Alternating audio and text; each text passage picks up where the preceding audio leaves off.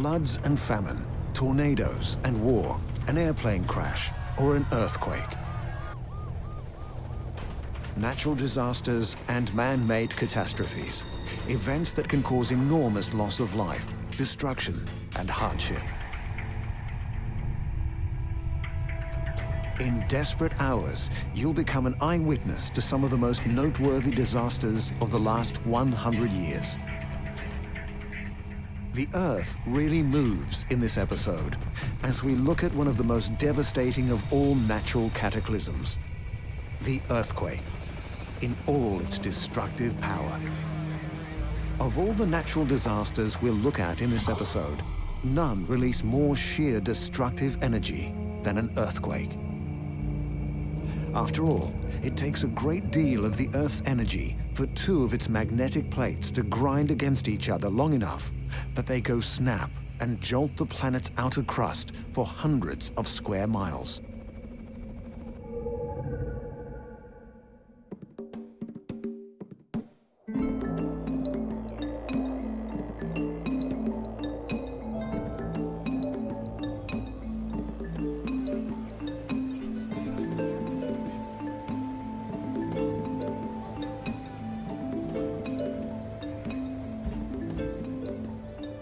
The world watched with great sadness the great horror and heart-rending aftermath of the 2015 earthquakes in Nepal.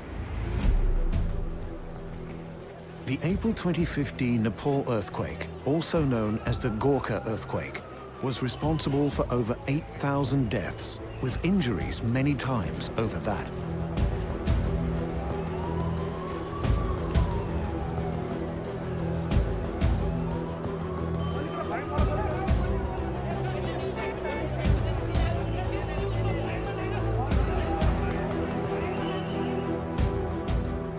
Because it was so suffocating inside, I couldn't breathe. People die inside the dead body inside the house. It's a nightmare. Yet even in the midst of such widespread tragedy, there are beacons of hope. A teenage boy is rescued from the rubble. It's what we call an entombment. So he wasn't specifically crushed, but what he was inside of a box with heavy concrete all around him. So the USAID teams, what we did is we worked side by side with the local teams, and we were there to assist them in getting this victim out. Across vast swathes of Nepal, entire villages were flattened, rendering hundreds of thousands of people homeless. Centuries-old buildings were obliterated at UNESCO World Heritage Sites in the Kathmandu Valley.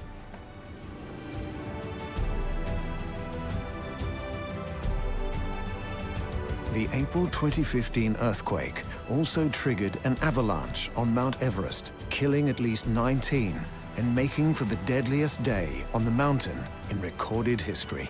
We saw huge pieces of rock and ice coming down from faces of Makalu right over there over Camp 2.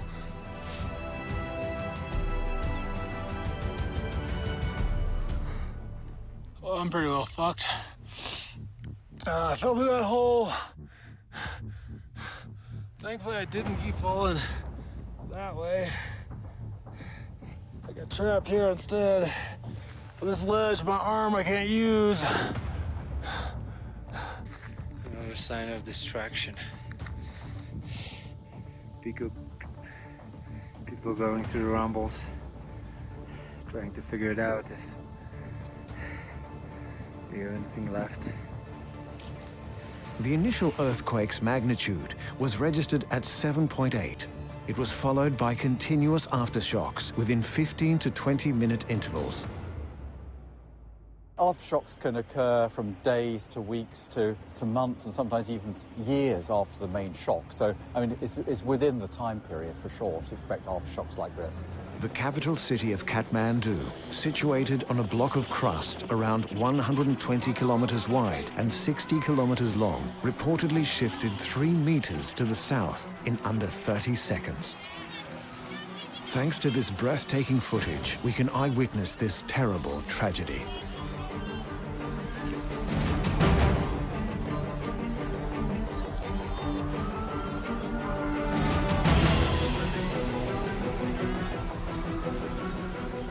Then, 2 weeks after the devastating quake in which more than 8,000 people were killed, Nepal was hit by another major earthquake, this one with a magnitude of 7.3. This time, over 100 people were killed and thousands injured. There was widespread damage to buildings and property in much of the shell-shocked nation.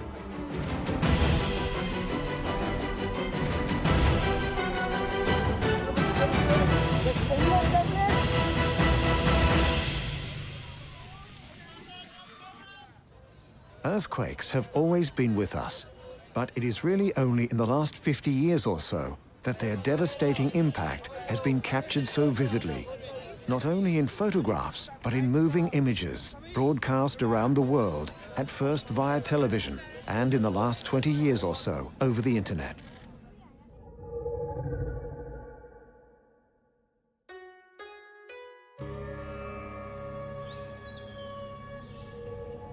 Sichuan, the second largest of the Chinese provinces. It is located in the upper Yangtze River Valley in the southwestern part of the country. The Sichuan Province earthquake of May 2008. It occurred on a weekday in the middle of the afternoon. School and university classes were in full swing. Office workers had returned to their desks after lunch. 80 kilometers from the 7.6 million person megacity of Chengdu, a fault line began to rupture.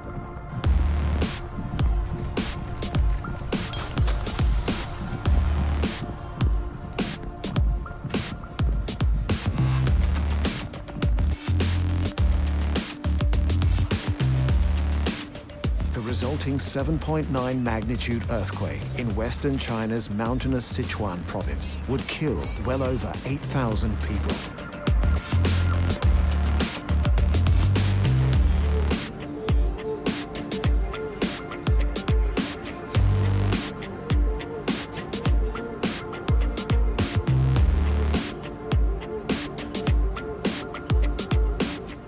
Suddenly, the ground just shook. There was this awful noise.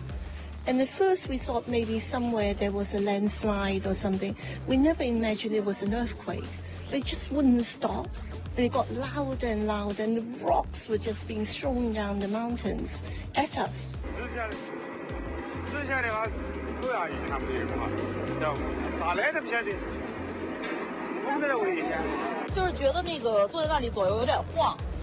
于是就是看看好像大家都有这种反应，于是就都出来了，因为原来有那个做过紧急的演习嘛。About 4,800,000 people were left homeless, and the scale of damage to property was estimated to be over $80 billion. When a disaster occurs on this sort of scale, it is hard to single out any one statistic as especially grim. Because the earthquake occurred in shallow, that means about 10 kilometers beneath the ground. So the damage is usually very strong, devastating.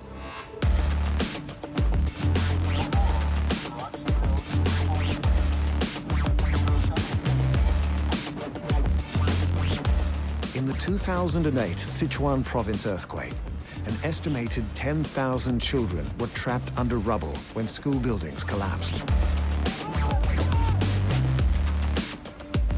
Many would die there.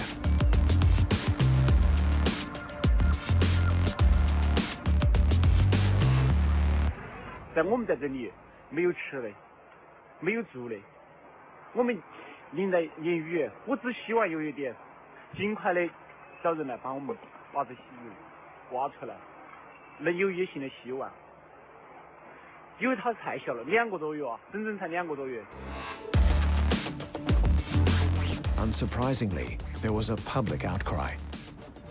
A subsequent government investigation concluded that 1 in 5 primary schools may have been shoddily constructed and unsafe. For months after the quake, more than 20,000 students had to do with makeshift schools and classrooms, but reconstruction efforts went ahead with impressive speed.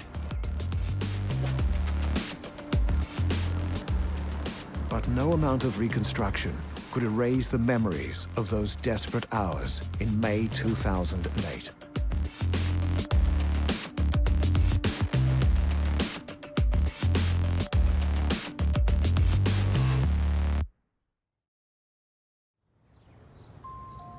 But what causes earthquakes?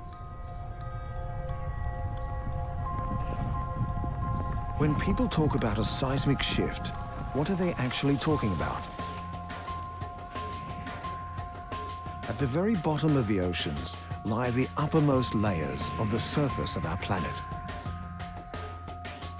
The Earth's outer layer is known as the crust. The crust covers the Earth's surface a bit like a cracked eggshell. The various pieces that make up the crust are called geological or tectonic plates. The tectonic plates fit together a bit like a jigsaw puzzle with some rough edges, known more scientifically as fault lines. The tectonic plates move continuously against one another. Most of the time they glide and slide along quite smoothly. Otherwise, there would be even more earthquakes. But every now and then, the tectonic plates catch, and the pressure gradually but steadily builds up. Finally, the pressure becomes too much, and the huge masses of rock which form the plates abruptly shift along the fault lines. This creates phenomenal waves of energy, spreading out in concentric circles, rather like waves in a pond if you throw a stone into the water. Recently, especially the Japanese scientists, considering their past experience in earthquake prediction, they gave up to make investment on earthquake prediction, and that's why they concentrated on studies related to understand the physics of earthquakes. Most earthquakes take place within the so-called Ring of Fire around the Pacific Ocean. At least once a year, Alaska experiences a 7.0 earthquake. California alone gets about 10,000 quakes a year, but most go unnoticed except by seismographs. Researchers at UC Berkeley are testing a prototype of an earthquake early warning system that California is pursuing years after places like Mexico and Japan already have them up and running. It detects the very beginnings of earthquakes using seismometers very close to the epicenter and then predicts the shaking that's going to follow so that you can push out a warning to all of those in harm's way. Indeed, while it is thought that globally there are as many as 500,000 earthquakes every year, only around 100,000 register on the Richter scale, and only about 100 of these cause any visible damage.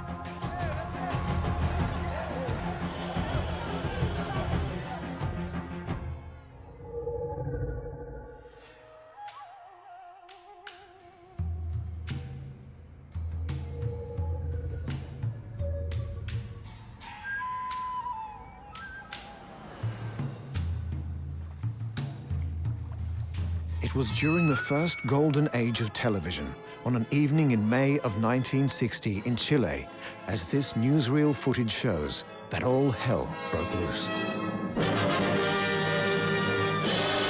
Rubble and ruin in the Pacific port of Concepcion in Chile, where she has suffered the worst series of earthquakes in all its history.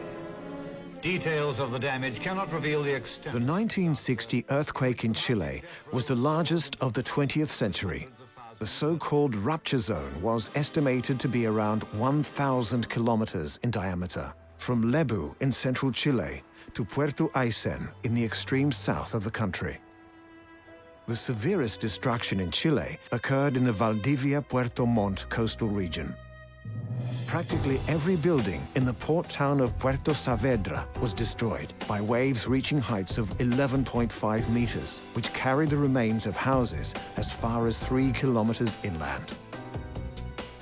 Most of the casualties in Chile and beyond were the result of large tsunamis triggered by the initial quake.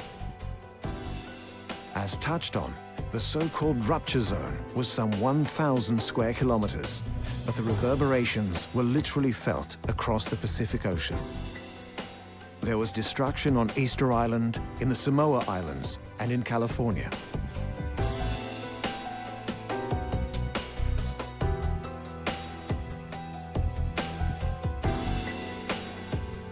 In the destruction wrought by the 1960 earthquake, not only in Chile but across the Pacific, the final death toll was 1,655 people.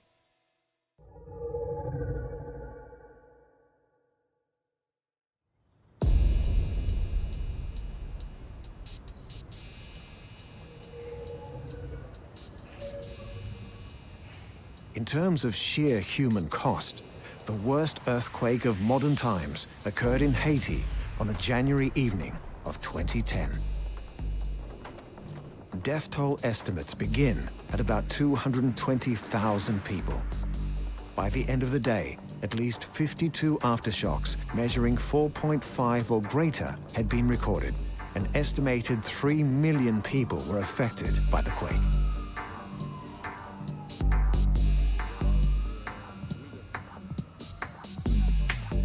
Haitian government sources estimated that 250,000 residences and 30,000 commercial buildings collapsed or were severely damaged.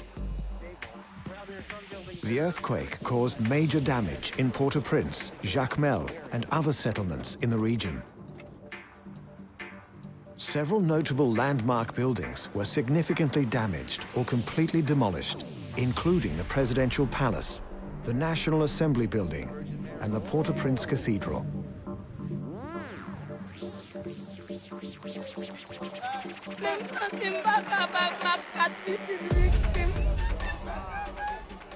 Apen magi avec madame moi. Ban ki sa pou me faire, ban ki sa pou me ba faire. Et madame Matel là, il y a 3 jours en jeudi à la moi si mettre le dehors en bas dédale. Nous retirer sous lui. I think in the next few days, people are going to be running out of food, out of water. I think we need help because it's urgent. The mortuaries of Port-au-Prince were overwhelmed with tens of thousands of bodies, which had to be buried in mass graves. As rescue efforts tailed off, vital supplies, medical care, and sanitation were all in short supply. It's a very shallow earthquake, and that very shallow depth coupled with the size of the earthquake meant that there was very strong ground shaking. Actually, that fault is pretty similar to the San Andreas fault in the sense that it's what we call a strike-slip fault, where one side moves past the other in a horizontal fashion. Any major natural disaster brings tragedy. But in the case of Haiti, it seemed a particularly cruel twist of fate. Before the earthquake of 2010, Haiti was already a pretty desperate sort of place. To give some idea, only a third of the people in Port-au-Prince had regular access to drinking water. The island nation was 145th of 169 countries in the UN Human Development Index, making it the poorest in the Western Hemisphere. So when epic disaster struck, the Haitians were not well prepared, to put it mildly. Delays in aid distribution led to protests from aid workers and survivors. There were instances of looting and outbursts of violence.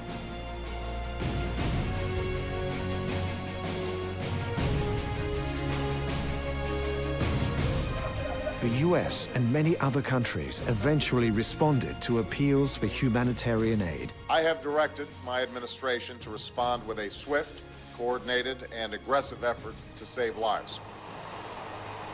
Practically all of Haiti's somewhat backwards communication systems, air, land, and sea transport facilities, hospitals, and electrical networks had been damaged by the earthquake. The almost non-existent infrastructure and arguably some condescending attitudes on the part of relief agencies seemed to hamper rescue and aid efforts, with logistical problems such as air traffic congestion making matters still worse. Usually we have 150 doctors here for the hospital. Now I don't have 20. And yet, even in spite of recent political unrest, the indomitable island nation of Haiti has recovered to a perhaps unexpected degree. Most of the 1.5 million people displaced by the earthquake and living in makeshift tents now live in acceptable housing conditions. Haiti's reconstruction program is in full swing. Throughout Haiti, Ambitious infrastructure programs are visible, including roads, bridges, and social housing projects.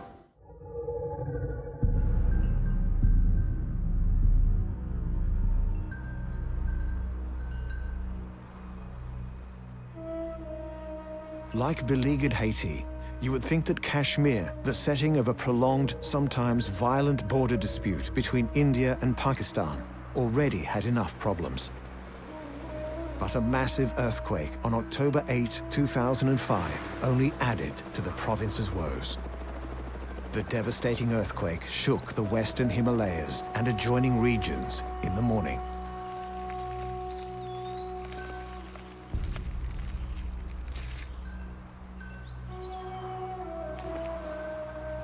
A magnitude 7.6 earthquake. It killed something like 80,000 people, injuring tens of thousands, and caused extensive damage in northern Pakistan, leaving millions homeless.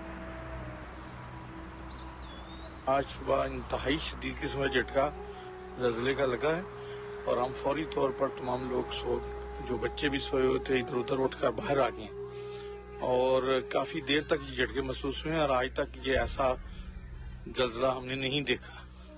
मेरे रिश्तेदार कम से कम अगर है ना 10-15 रिश्तेदार हमारे जो इसमें मर गए टोटली सारे मिला के कितने हज़ारों में ये इस टाइम तो 10,000 से कम 20-30 हज़ार से ऊपर है। I've lost my mother-in-law, my brother-in-law, his wife, his little baby child of 8 months, we heard, my aunt, my 3 uncles, his son. A reported 32,335 buildings collapsed in Kashmir, and in Pakistan, in places as far away from each other as Islamabad, Lahore, and Rawalpindi.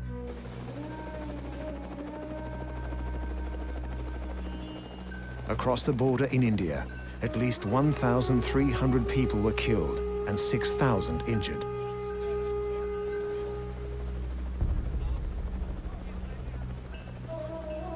The international response was fast, but the remote mountainous terrain that typifies Kashmir just served to compound problems for recovery efforts, with rescue teams struggling to reach the injured.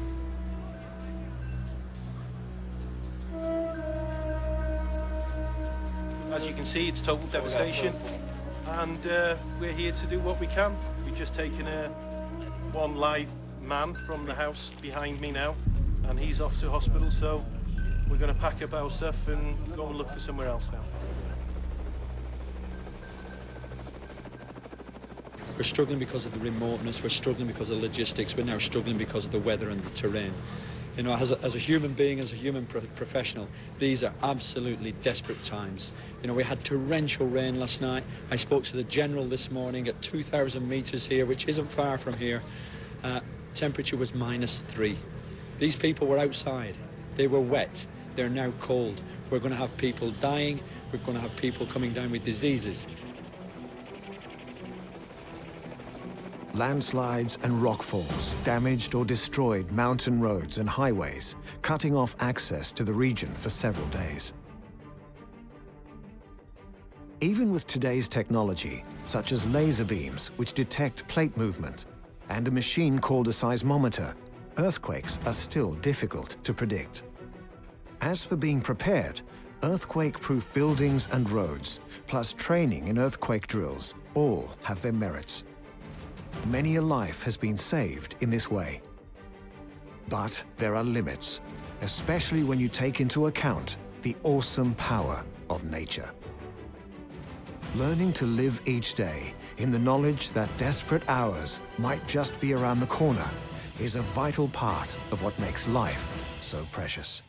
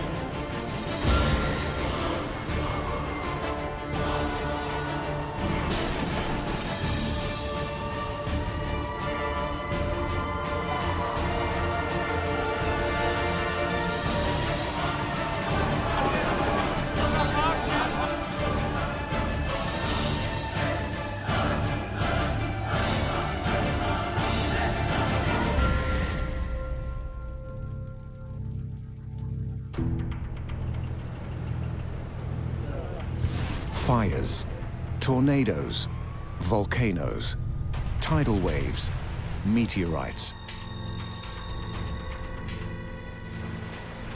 When these kinds of natural phenomena occur, they can be cataclysmic major events, bringing with them staggering loss of human life, tragic environmental devastation, destruction, and hardship. In this sobering yet thrilling installment of Desperate Hours, our special focus is on geological disasters. Now, most natural disasters, including volcanoes and earthquakes, are of course geological disasters. But avalanches, landslides, blizzards, and heat waves, they don't usually cause fatalities in the tens of thousands, do they? Don't be lulled into a false sense of security. While casualty counts might be lower, geological disturbances like landslides and heat waves can cause their fair share of misery. Let's begin with avalanches, the rapid flow of snow down a mountain or hillside.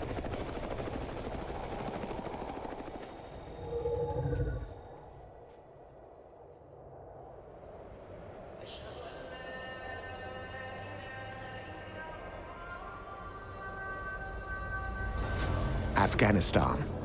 In some parts of the country, temperatures can soar to 49 degrees Celsius during the summertime. But in the mountains, the snow falls thick and fast. There were 3 chains of avalanches that could be quickly categorized as geological disasters in the first half of this decade, in 2010, 2012, and 2015.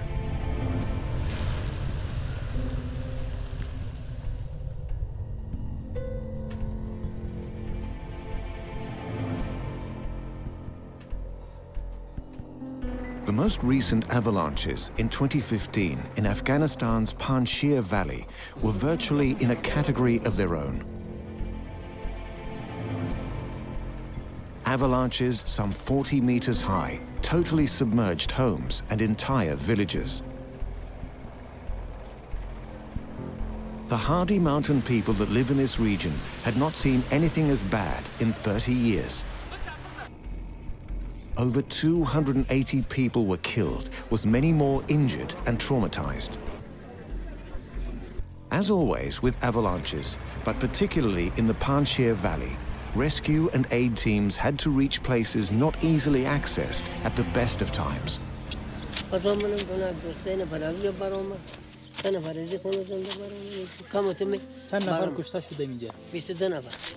It had been the same, if not worse, a few years before, when an avalanche in the northeastern Afghan highlands demolished a village, home to some 200 people.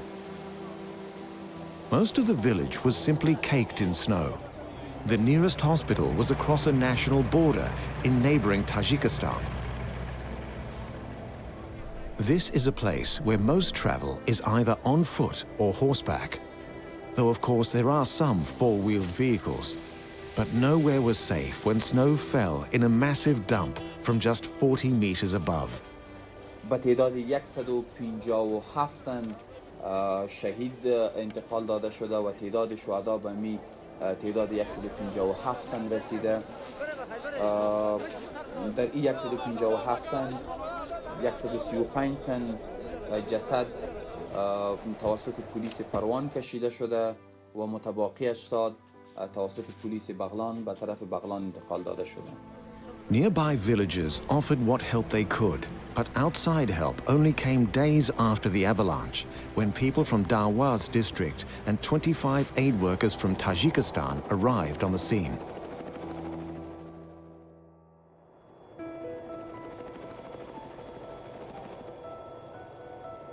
In Pakistan, on the 7th of April 2012, an avalanche struck at a military base in the territory around the Sichuan Glacier.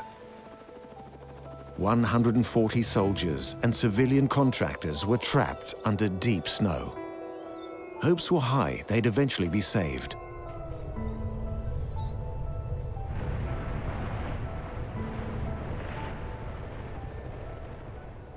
जो अभी teams आई हैं Swiss और German जो कल पहुंची हैं उन्होंने भी जाके उसको बाय एंड लार्ज ऑथेंटिकेट किया है कि जिस जगह पे आप डिगिंग कर रहे हैं by and large it is correct. Only on May 29th did authorities officially declare the 129 soldiers and 11 civilian personnel were dead.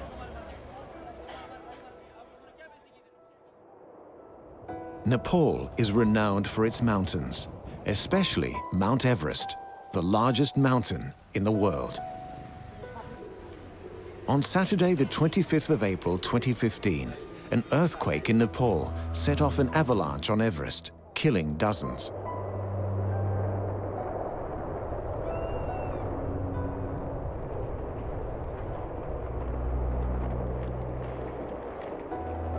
It was all too soon after the tragic events of April 2014, when an avalanche on Everest killed 16 Nepalese guides. Our 3 members did not come back to that village. Next day we were said that some of our people are missing and the search was on. As a mark of respect for the victims, the Sherpa guides announced later that April they would not work on Everest for the remainder of 2014, and they stayed true to their word.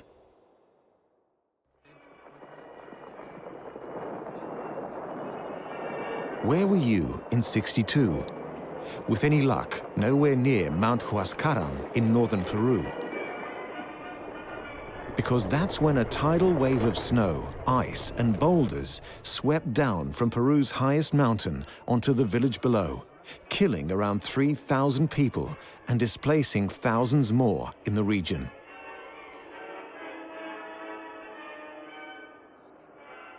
A few years later, in one of the worst years on record for avalanches, the French ski resort town of Val d'Isère was pounded by a huge wave of snow that killed 42 people in its wake. Unfortunately, avalanches have little respect for human life.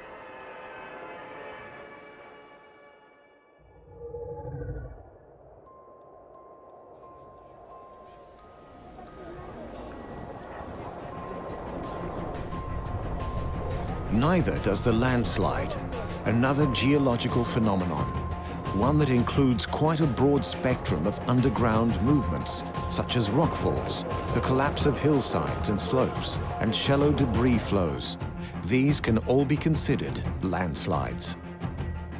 They can happen offshore, in coastal and onshore environments. While the scale of destruction from a landslide may sound less dramatic than an avalanche, landslides can also be devastating, not just to the environment, but also to the human spirit, leaving a trail of heartbreak and horror. Bali, nahihirapan kami dahil sa yung katawan, almost nag-decompose na yung katawan. So, pag-lift namin, yung mababali na yung minsan yung paa, nabali na pag namin.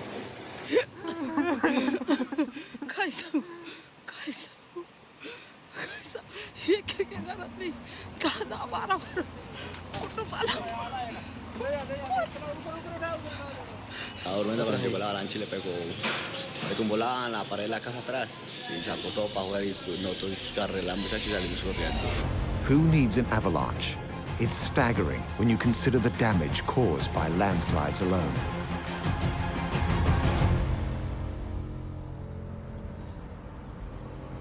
Leyte Island in the central Philippines was devastated by a landslide that destroyed an entire village of 2,000 people.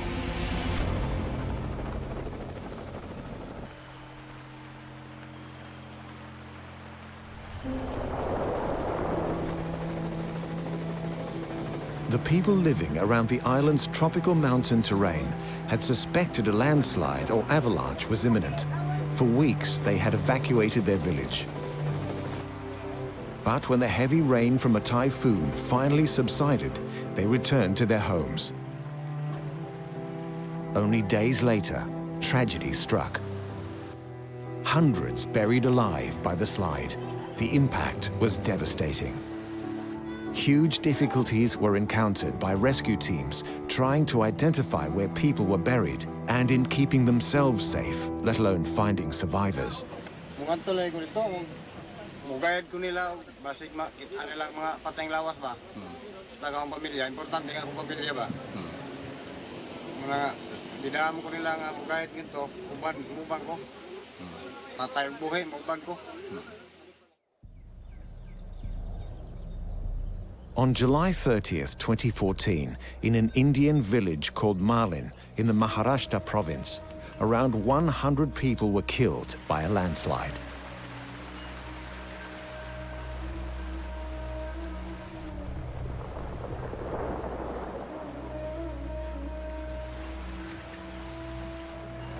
But was Malin another tragedy that could have been avoided with a little more preparation? Could it have been caused as a result of human action, like farming or road construction? And more than one reporter noted that the village of Malin is only a kilometer or two away from the backwaters of Dimbi Dam, an irrigation project finished in the year 2000. Measured a few days earlier, it had held 250+ million cubic meters of water. That's a big enough volume of water to make anyone in the neighborhood very uneasy.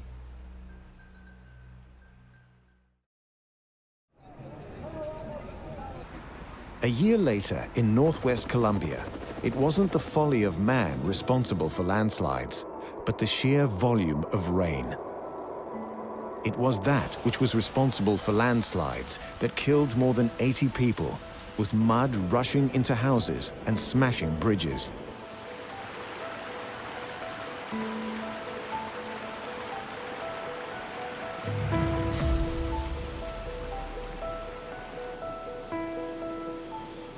La quebrada arrasó con mi hermana, mis sobrinos, y no los hemos podido encontrar. Esta es la hora en que solamente encontraron uno y ellos son 4.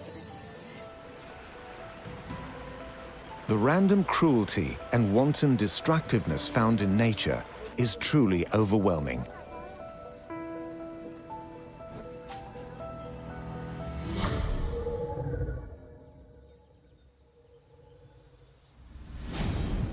But geological conditions don't even have to be as obviously destructive as avalanches and landslides to create havoc and heartache. A heat wave can be one of nature's silent killers. India is justifiably renowned for its hot climate, but the heat wave that scorched India in the middle of the decade was something else. The May 2015 heat wave was said to be responsible for 2,500 deaths, making it the second deadliest heat wave in India on record. For 2 miserable weeks, temperatures soared to nearly 45 degrees.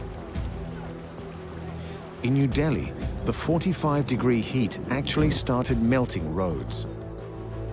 Day upon day, night after night, of searing temperatures hit the homeless, the elderly, and those who work outside the hardest.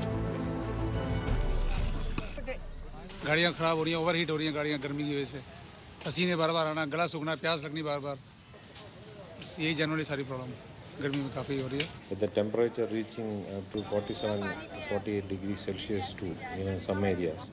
Now the people have been advised through various mediums of communication to take adequate precautions in this regard. Mainly, not to venture out into the open during the hot sun. But even at nighttime, the heat was stifling. When the monsoon season finally began, a little later than usual, it brought cool and refreshing rains and a welcome drop in temperature.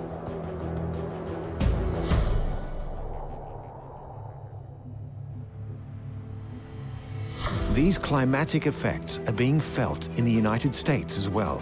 From North Dakota to Massachusetts, Washington, D.C. to Chicago, America had a scorcher of a summer in 2013.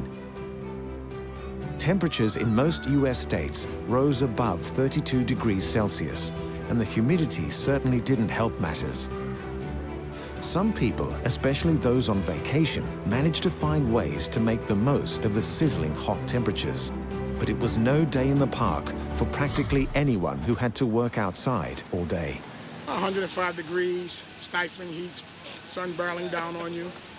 Just got to make your money. The emergency department, we've had, definitely an increase in the number of patients presenting with, heat exhaustion type symptoms, heat cramps, just dehydration, being outside for a little too long, being a little too active outside. We've also had a few patients who've come in with heat stroke, so the most severe form of heat illness.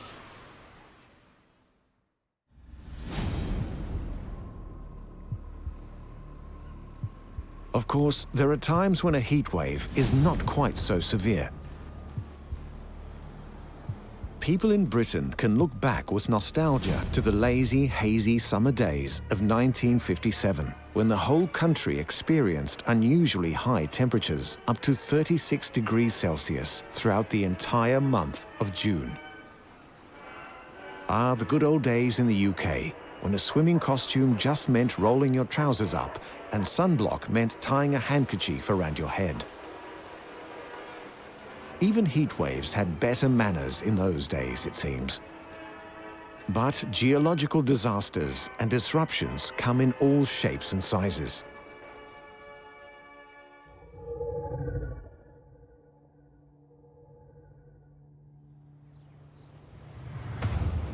Sinkholes must be one of the most curious geological phenomena mankind has ever encountered. A few years ago, in a remote village in Bosnia, the inhabitants were astounded when their local pond disappeared. Ko ne zna, ja sam došao u petak ujutro pola 10, tek sam onda prilijetio, vidio da je otišla velika vrba, nema nigdje, potonula, jezero je nestalo, samo je krater ostao. These mainly occur in what's called karst terrain, soluble bedrock like limestone or gypsum, which can be dissolved by water. Any hole in the ground which is created by erosion, from a few feet across to the size of a football field, can be considered a sinkhole. Most of them form slowly over time. Others, like the one in Bosnia, can appear suddenly. I kad znamo kakve su karakteristike jedne i druge formacije, nije čudo što ima ovakva jedna pojava na ovom mjestu, jer ovo nije neuobičajeno da se javlja na kontaktu takve dvije geološke formacije, nije česta. Some of the villagers, however, insisted on more colorful explanations.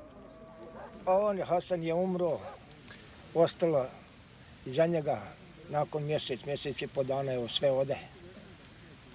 Za njim i tako to. Došlo mu je navodno čiji posle pečenja rakije da očisti vikendicu. Kaže, samo sam primijetila neki vjetar i kaže, kad sam pogledao po jezeru, babo moj po jezeru, u svrtak ide. In human cost, sinkholes aren't as bad as they look, responsible for just a few isolated fatalities. Blizzards, however, a different animal altogether.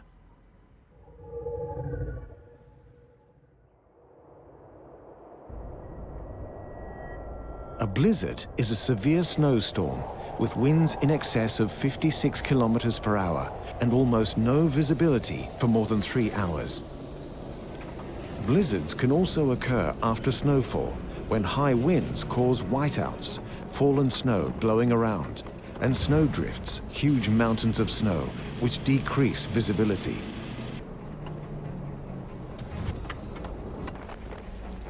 In the US, they've started calling these winter storms Snowmageddon. But winter whiteouts, like the January 2015 Northeast American blizzard, are no laughing matter.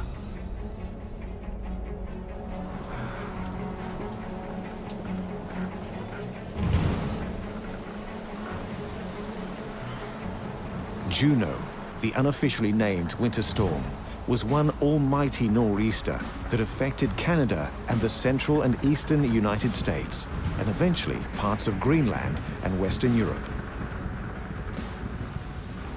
On January 26, millions of people along the east coast began preparing for heavy snow, powerful winds, and coastal flooding.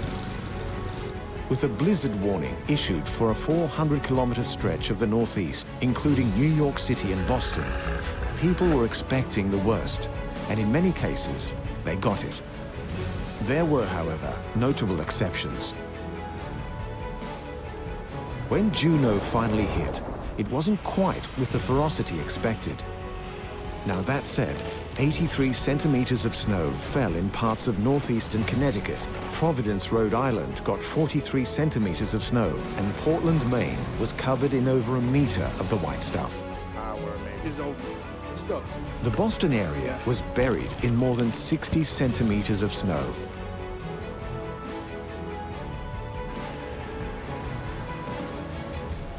I'm guessing there's probably 10 to 12 inches right now on the ground. And it's still coming down about 2 inches an hour, I'd say. Yeah, we thought we were getting off easy this winter because we haven't had much snow, and all of a sudden we got the big blizzard, and then this, and it sounds like there's some more to come. And yet New York, which had been bracing itself for the worst, was somehow spared.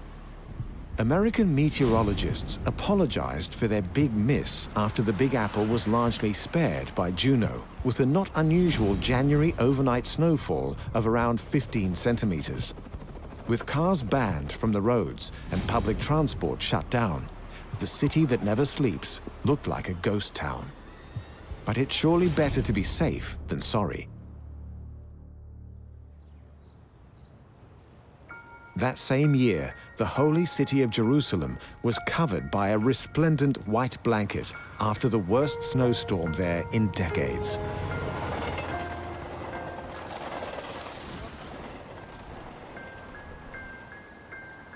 With up to 8 inches of snow piling up in the city and temperatures below freezing, schools and highways were closed.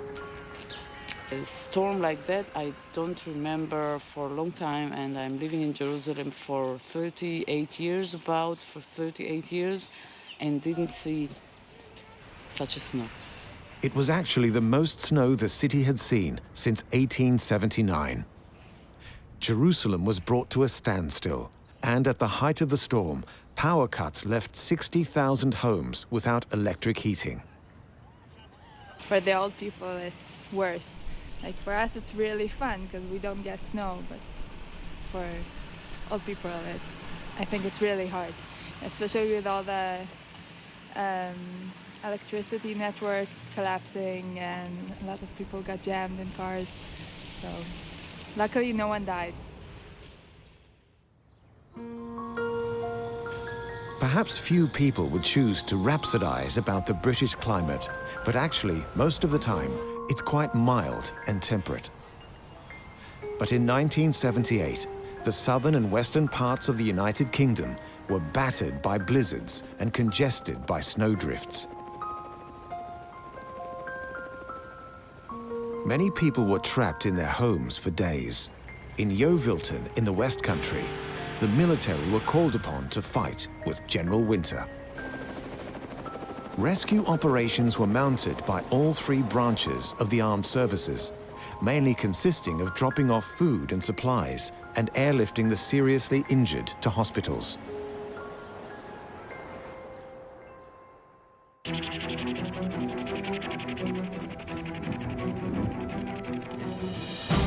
So there you have it, our dangerous world, where geological mishaps, avalanches, landslides, heat waves, sinkholes and blizzards can spell disaster almost as much as the big cataclysms such as earthquakes, volcanoes, and tidal waves. It's enough to make you want to purchase that one-way ticket to Mars.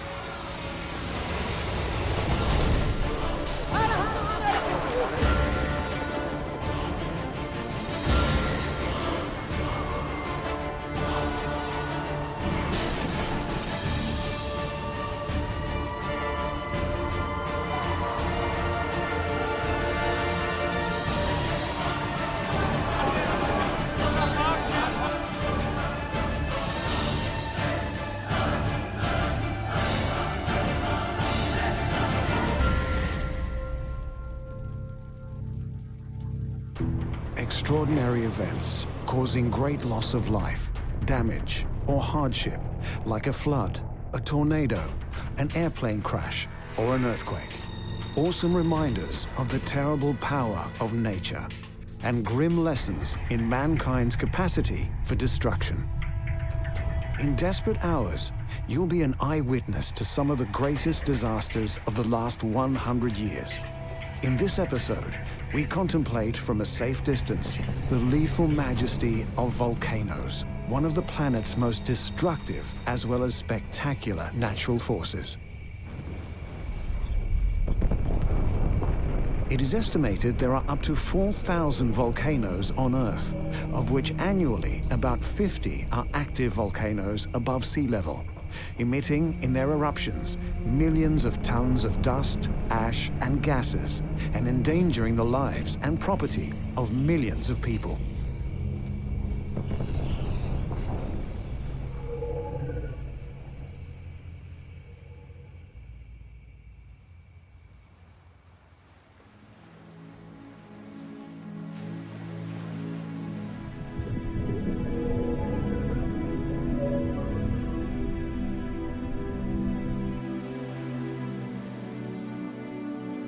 Montserrat, an emerald island in the Caribbean Sea, described by tourist guidebooks as late as the 1990s as a tropical paradise.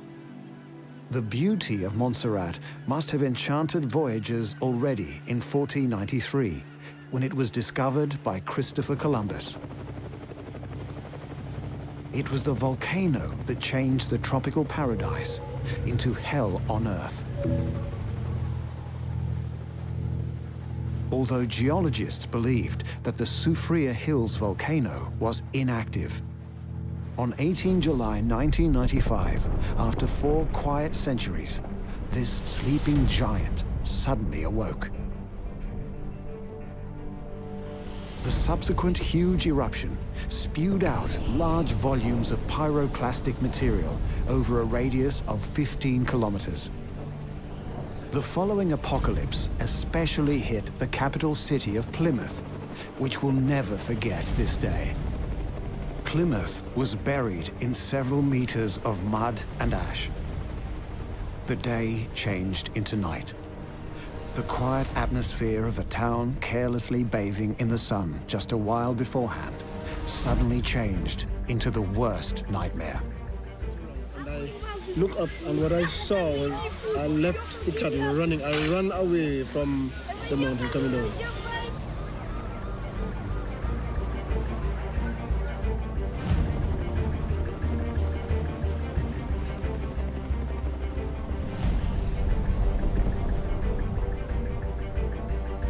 The point on which I decide to leave the island is after I've been over in the hills and see the last pyroclastic flow that make me move.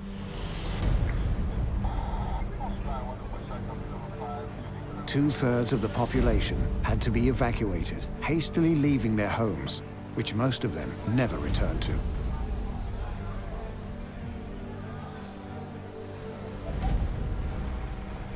I was living in the buffer zone, right? The zone which they would move next if activity from the volcano increases, and right now they have evacuated that zone. Pero ahora yo no sé qué van a hacer ahora porque evacuaron donde yo vivía, mi mamá vivía en el parque en el norte donde no evacuaron todavía. Because of the volcano, the number of Montserrat inhabitants fell from 12,000 to 4,500 people.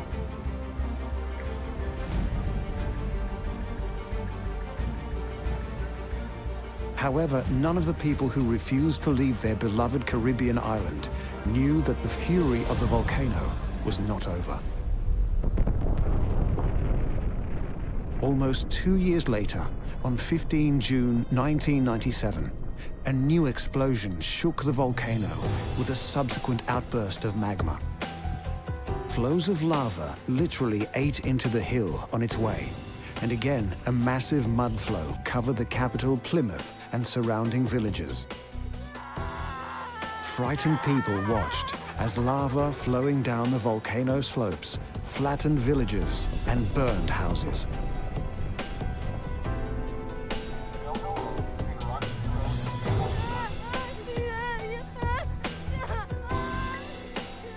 On that day, Soufriere Hills claimed 19 lives, burning them alive in hot lava. At the time of the disaster, the victims were in the forbidden area where they had fields and homes which they refused to leave.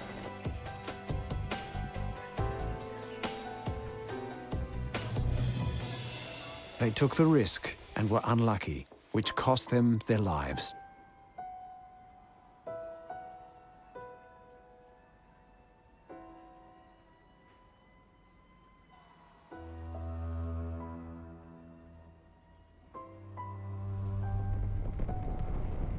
Further eruptions reinforced the flows of hot lava, which gradually buried the lively town of Plymouth on the shore.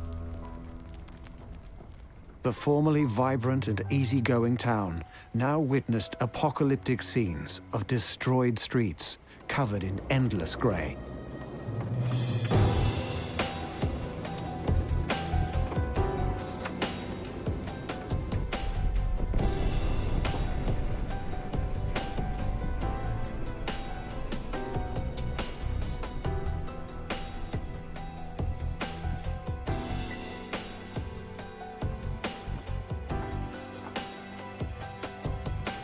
Although volcanic eruptions still occasionally occur, the inhabitants of the island hope that the worst is over.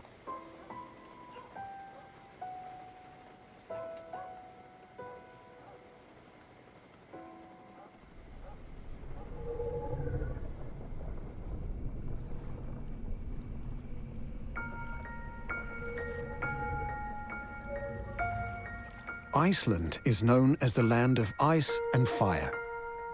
The icy white landscape evokes a sense of purity and innocence. As if from time to time, it had to be stained with ash coming from volcanic eruptions. In the territory of Iceland, there are 30 active volcanic systems.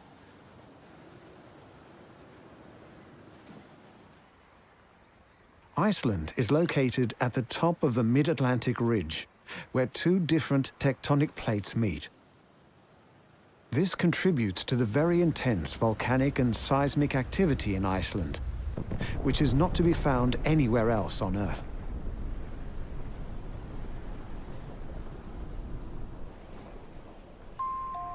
The eruption of 1973, which took place on Hime Island, is believed to be one of the world's worst natural disasters of the 20th century. On 21 January 1973, around 8 p.m., the island was shaken by several small, almost imperceptible shocks. Despite this, nobody expected a catastrophe the extent of which was to come. Does this volcano come as a complete surprise to you, or did you have any warning? There was no warning whatsoever until 10 o'clock yesterday evening. Which was the earthquake? Yeah. Yes. How much danger do you think this eruption represents to the country, the island, and its livelihood? It's quite difficult to say. It depends on the volume of lava produced and on wind direction. So there's a possibility that it won't be very dangerous? It's quite, yes, I think so, actually.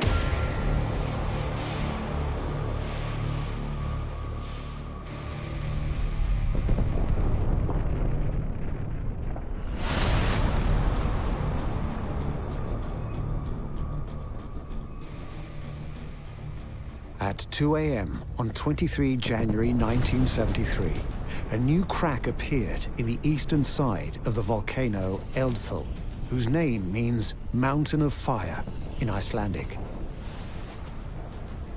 It was less than a kilometer away from the center of Hime city, whose citizens were caught absolutely unprepared.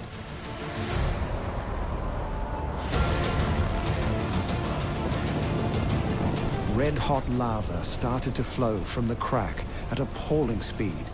Volcanic dust fell on the roofs of houses. The frightened citizens of the island were woken by police sirens and evacuated to safety off the island.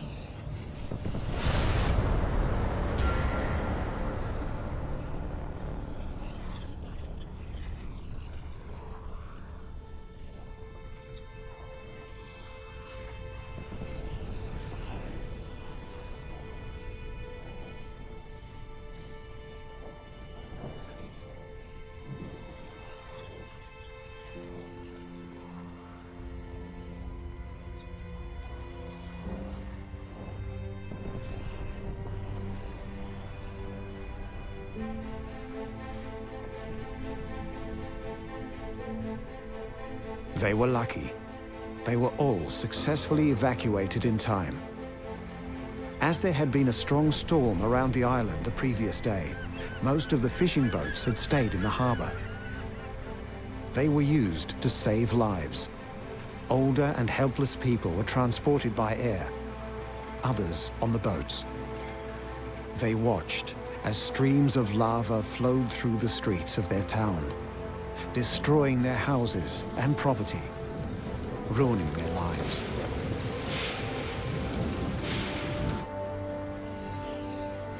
The catastrophe changed the lives of all 5,000 inhabitants of the island forever.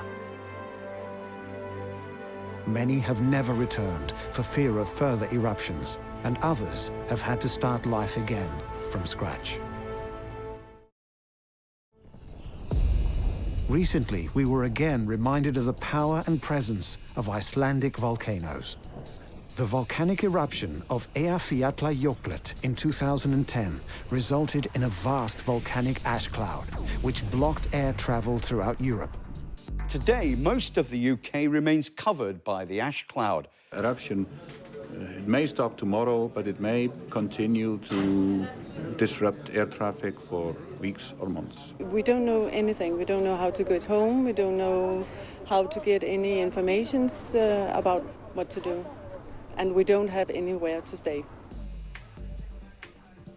The explosive activity might drop down for a period of time, but then we will have, over maybe an extensive period of time, months to even years, intermittent explosive eruptions. Iberia put us up for a few nights and gave us food, put us on today's flight. Today's flight's cancelled, and now they say they're not going to give us any more accommodation or any food. It was not a strong eruption, but according to seismologists, another eruption of similar scope is just a matter of time.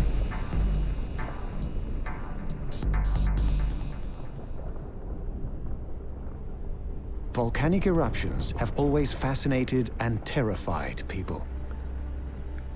These natural giant fireworks emit streams of bubbling, boiling lava, traveling at speeds of up to 165 meters per second.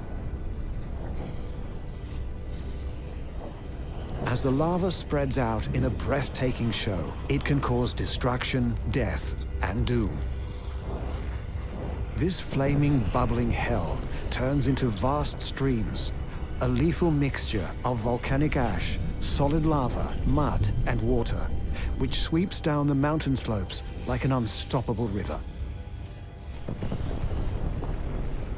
How and where are volcanoes born?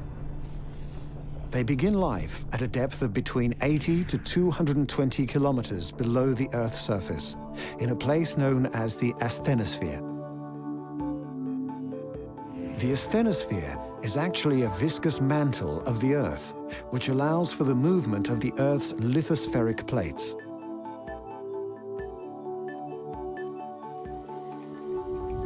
Without the asthenosphere, the plates would not be able to move, and the renewal of the Earth's crust would not be possible.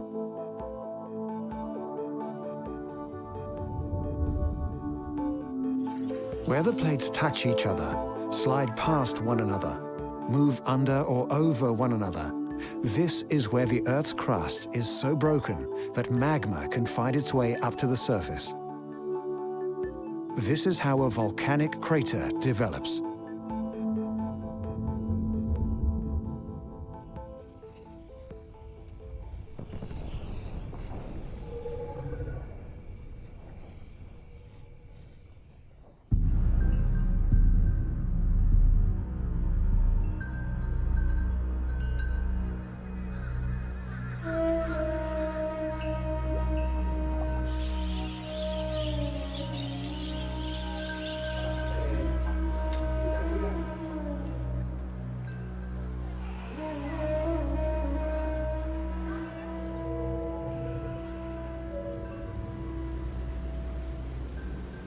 Indonesia has been seen as symbolic of volcanic disasters ever since the eruption of the legendary Krakatoa volcano in 1883.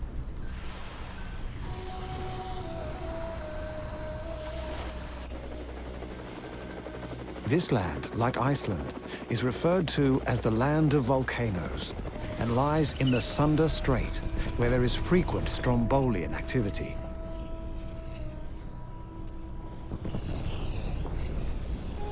Every now and then, some of them erupt, causing a local disaster.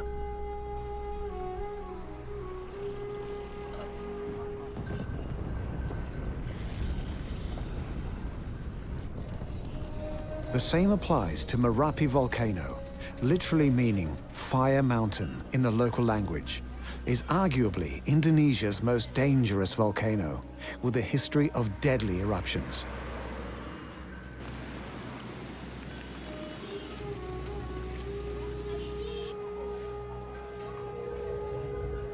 The volcano is frequently active, with eruptive episodes occurring every few years, posing a threat to more than 1 million people living on the slopes of the volcano. This type of activity has occurred frequently in past years, usually lasting for a few weeks or months each time. Sebagai berikut, yakni agar segera mengungsikan penduduk di daerah rawan bencana. On 26 October 2010, Merapi violently erupted, spewing flows of hot rock and gas kilometers away from the summit and devastating the surrounding area. The huge explosion caused a collapse of its lava dome, and red-hot clouds of ash rolled down the slopes of the mountains, burning everything that stood in their way. They devastated tens of villages and all the fertile fields on the slopes. Further explosions continued daily for approximately 2 weeks before activity started to decrease in the middle of November.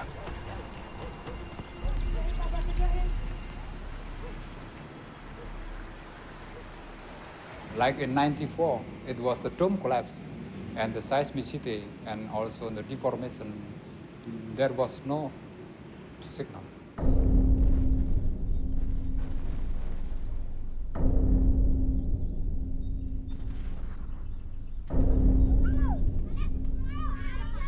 At the peak of activity on November 5, pyroclastic flows traveled 16 kilometers from the summit, destroying everything in their path. During the 2010 eruptive episode, more than 300 people were killed, making this most recent eruption the greatest volcanic disaster at Merapi in 80 years.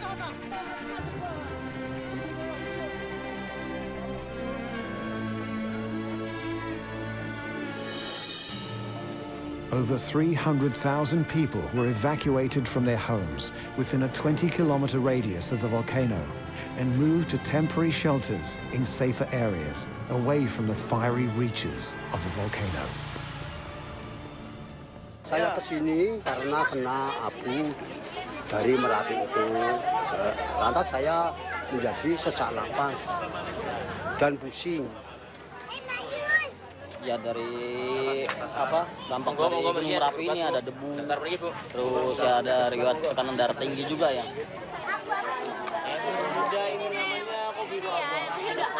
Pengembalian psikisnya yang sekali menjaga. Takutnya ada yang trauma, yang ngedrop. Target kita di sini anak-anak sama manula. Thanks to the detailed geological monitoring and timely warnings by the Indonesian Center of Volcanology and the resulting rapid evacuations, it is estimated that 10 to 20,000 lives were saved. All time that Merapi keeps two different activity. One eruption, explosion, and one storm collapse. Both are dangerous. So what does the future hold for Merapi and the people living on its hazardous slopes? scientists face a challenge to unravel the driving forces behind Merapi's activity. Past eruptions hold the key to future eruptive styles, so unlocking the secrets of what lies behind Merapi's activity will help volcanologists to prevent further catastrophes occurring.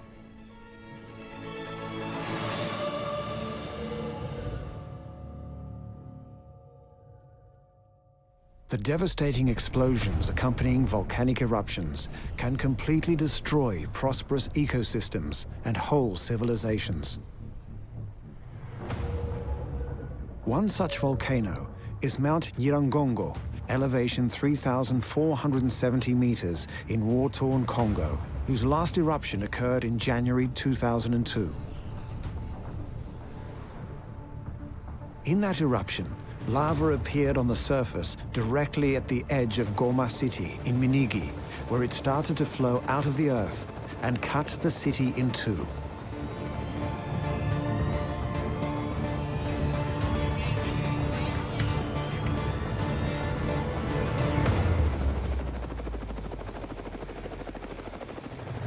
Many people had no place to flee and suffocated. Lava streams got as far as Lake Kivu.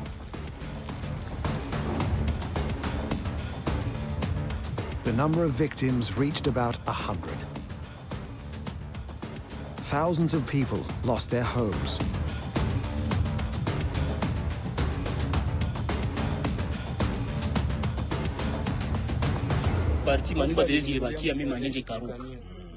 Everything, they've lost everything, even for those houses of which they're still standing, but they've lost the roof, the rooftops, and they've lost their belongings. Yes, they've lost everything.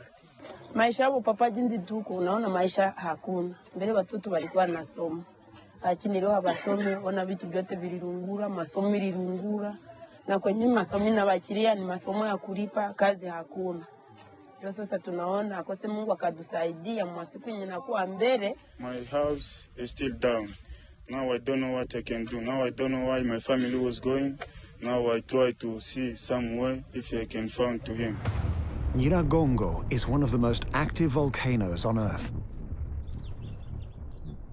It is unique for its lava crater lake and highly liquid lava which you cannot escape from.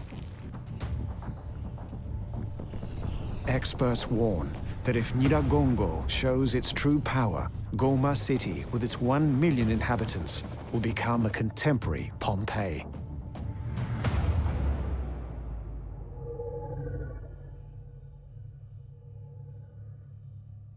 Another threat with potentially inconceivable consequences is Yellowstone National Park in the USA. The national park is located on a supervolcano. Yellowstone is the supervolcano's caldera, under which there is the largest magma chamber in the world. It's never possible to predict a volcano, to say the volcano will erupt in 3 years or in 25 years. We cannot tell the future. We can only monitor the present. Queste aree possono dare origine come massime eruzioni alle uniche eruzioni che possono avere effetti catastrofici globali, al pari di grandi impatti meteoritici. According to scientists, the likelihood of the supervolcano erupting is 5 to 10 times higher than the likelihood of Earth being hit by an asteroid. We can only hope that neither we nor our descendants will experience the eruption of the supervolcano, which would bring death to hundreds of thousands of people and horrible consequences to cope with for millions of people, not only in America, but worldwide. These are volcanoes, time bombs, where it is actually just a question of time before an eruption of devastating extent will occur. And what's more, we know well that man cannot fight against nature, but must learn to live with it.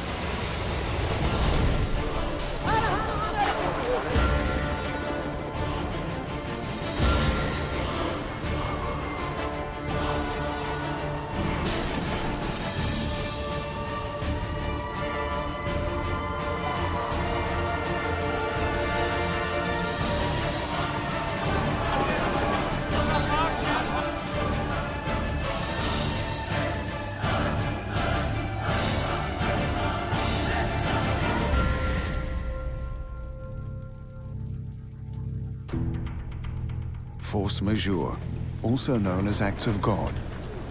Cyclones, floods, earthquakes, storms, volcanoes, and droughts. Then there are man-made calamities, such as wars and their terrible consequences. Desperate Hours examines some of the more noteworthy cataclysmic events of the last 100 years. In this installment, we turn up the heat to examine a natural phenomenon that is both a friend and a foe to humankind. Some 2,000 to 4,000 years ago, our ancestors had learned how to create and control fire, a step vital to human development. We won't be going back quite that far in this episode, but we do travel back in time to remind ourselves that dangerous and deadly fires are a fact of life, as immutable as the wind, the rain, or the seasons.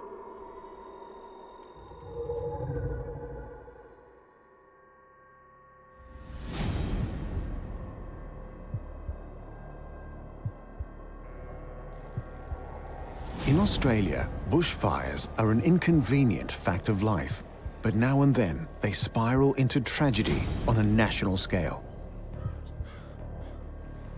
The weekend in Australia. It's a time of relaxation that occupies a special place in the Aussie mindset. Off go the work clothes, shorts and flip-flops take their place, screw-top wine bottles are liberated and barbecues are fired up. But for people in the state of Victoria, relaxation and certainly barbecues took a back seat when the Black Saturday bushfires began raging on Saturday, February 7, 2009.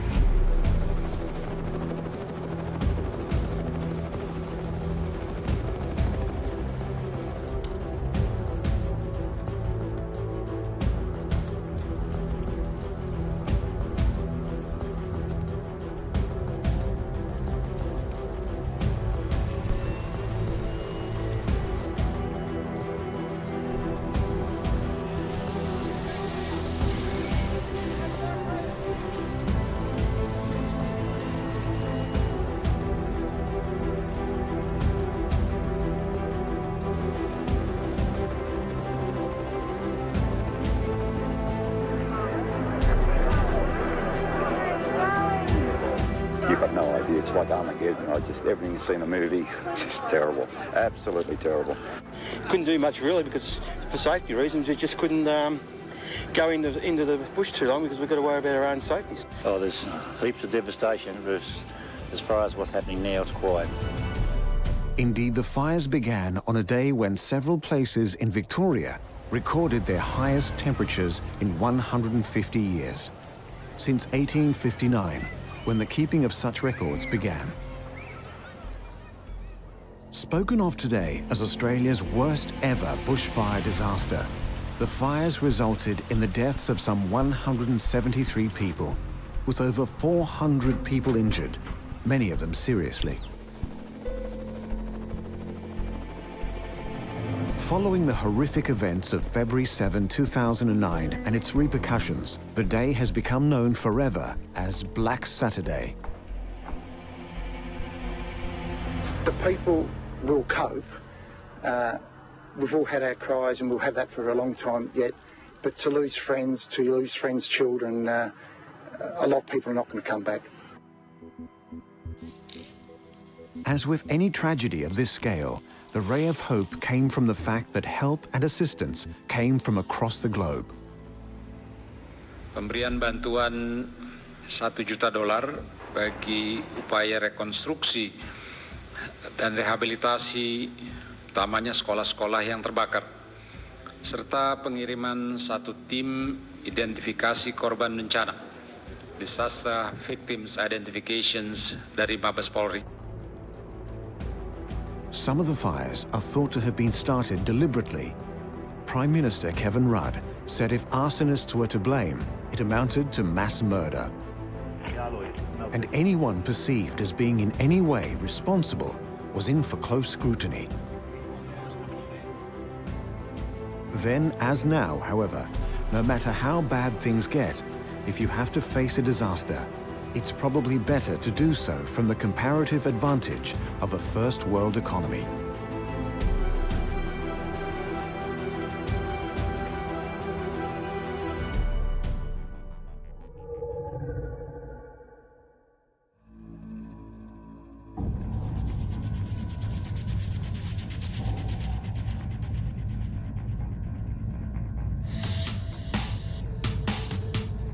Then again, sometimes it's just a case of being in the wrong place at the wrong time, and no amount of privilege or power can protect you.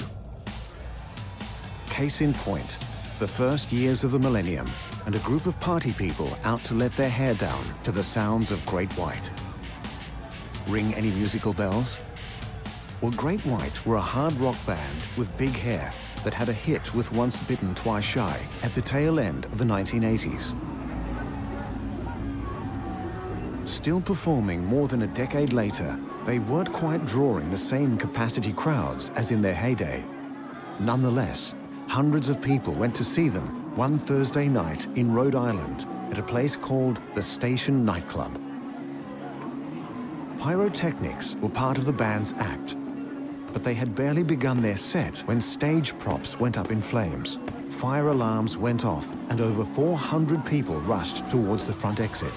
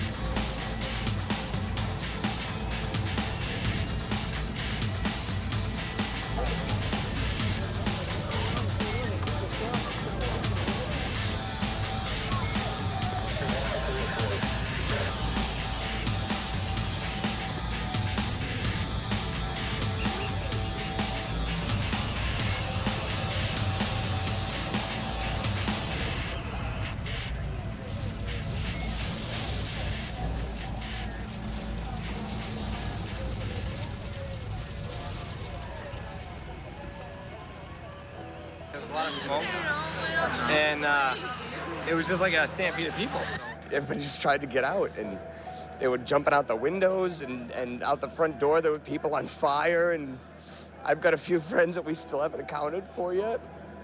It's just a lot of chaos, really. People were hurt and killed. In the rush to flee, the concert goers had panicked, and the narrow hallway that led to the exit became a death trap. The Station nightclub burned to the ground in the space of 6 minutes. 100 people died, and 230 were injured, with only 132 making it out unscathed. And it went up so quick. I've never seen anything like it. I just hope to God nobody got hurt. I mean, I know people got hurt. I just hope nobody got killed, because this is too much, you know? There were no sprinklers. He's the only person who has taken any responsibility in this case. If this isn't the case that deserves a serious sentence of misdemeanor manslaughter, what one is? Following the fire, both the club owner and the band manager, 29-year-old Daniel Bichelle, seen here in court, were charged with 100 counts of criminal negligence and manslaughter.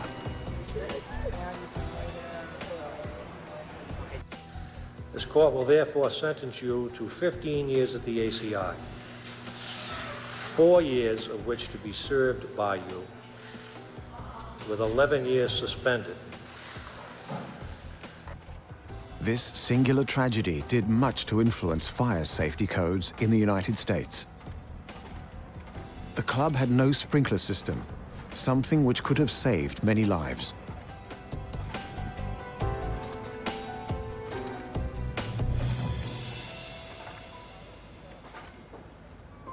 This was scarcely the first or last time when a little prevention would have been better than any cure or rescue effort.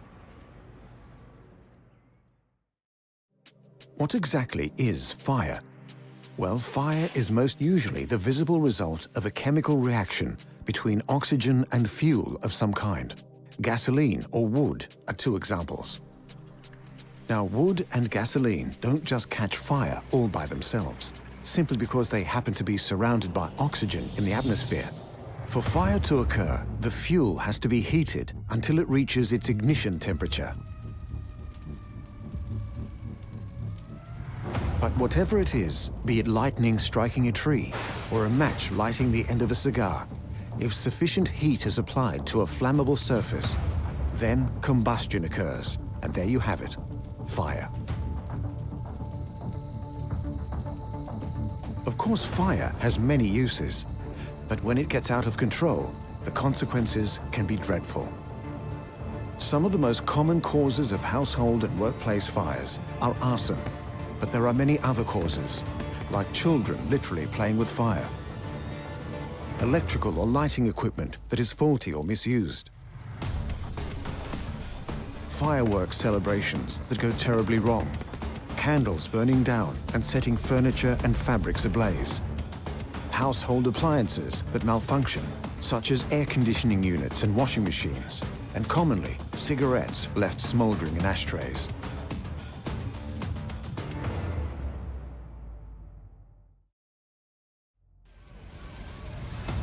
Much of the equipment we think of as standard for fighting fires was invented long ago. For example, the fire hose, made of flexible leather and coupled every 50 feet with brass fittings, first appeared in the 17th century. Yet it remains the standard even to this day in mainland Europe. The one thing that has never changed, of course, is the sense of duty, of valor. However sophisticated the equipment becomes, a firefighter is still expected to go rushing into a burning building as everyone else goes rushing out. Firefighters, whether male or female, and the vast majority are still men, are all required to pull heavy lengths of hose, to scale stairs while carrying giant power tools, and lift 35-foot long wooden ladders. All firefighters around the globe would agree on the importance of safety regulations in building codes and in the workplace, as well as fire safety awareness amongst the general public.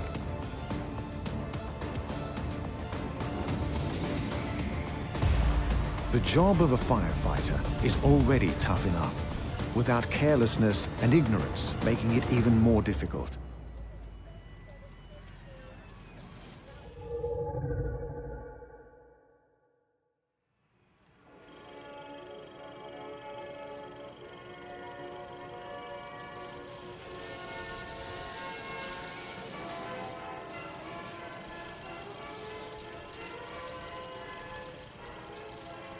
At least 1,000 shoppers were inside the store when the fire began to rampage through the third floor. The store had been holding an American Week. One theory is that the fire was started by anti-American demonstrators protesting against American policy in Vietnam. Even after all these years, over 300 people incinerated at once around lunchtime on a shopping day still seems an absolutely shocking loss of life. To this day, it is not clear where the fire began. In the furniture department on the 4th floor, the first floor children's wear department, or with exploding butane canisters in the 3rd floor camping department. Witness accounts vary. In any case, because no fire alarms went off, and nor were there any sprinklers, the alarm was slow to be raised. With just a small number of handheld fire extinguishers available, and the difficulty for firefighters of tackling an inferno in the midst of a maze of crowded streets, the fire spread quickly. How, or rather who, started the fire is still a matter of conjecture. A so-called American Week at the department store had instigated anti-Vietnam War protests, peaceful ones, it should be noted. But then a survivor claimed to have heard someone shout, "I'm giving my life for Vietnam," just as the fire broke out. If anyone really knows the truth, they've kept it quiet for a long time. Restored, refurbished, and brimming with opportunities for retail therapy for today's Brussels Boulevardier, the tragedy that took place here now seems a distant memory.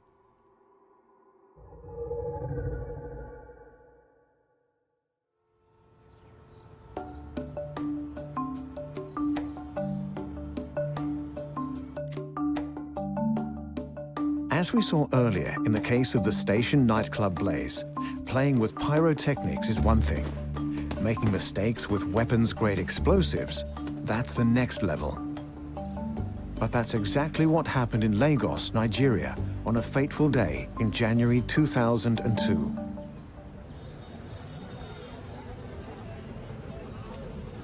The accidental detonation of a large stock of high explosives at a military storage facility in Nigeria's second city had terrible consequences for the civilian population.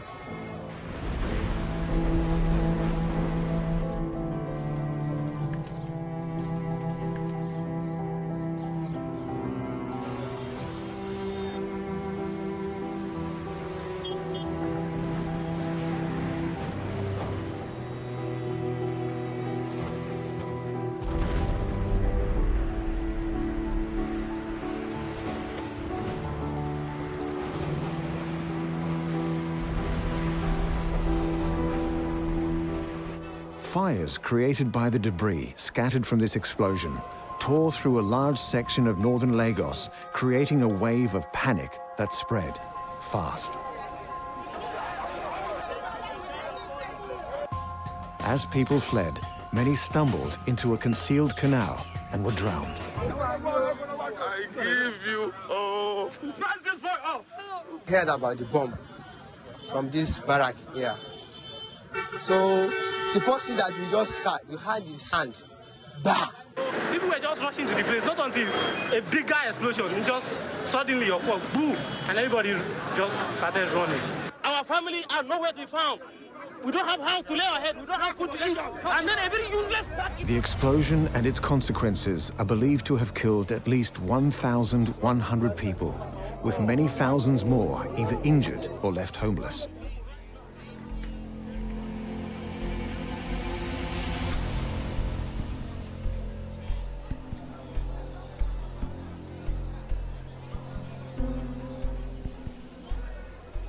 They died an untimely death, innocently, and they deserve to be buried decently. I can see the means of my means of livelihood is in ruins. I don't even know where to start from. I mean, you have to go in here to see the extent of destruction. There's nothing that can be taken out of this place. It's so terrible, my dear brother. The Nigerian government held an official inquiry which blamed the army for neither maintaining the base properly or in fact decommissioning it as directed to do the previous year.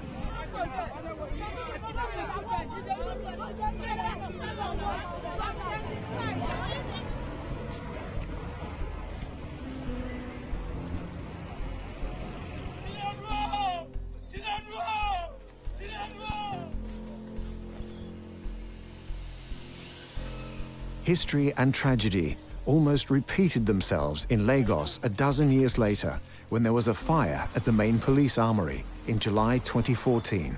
Fortunately, there were no casualties this time.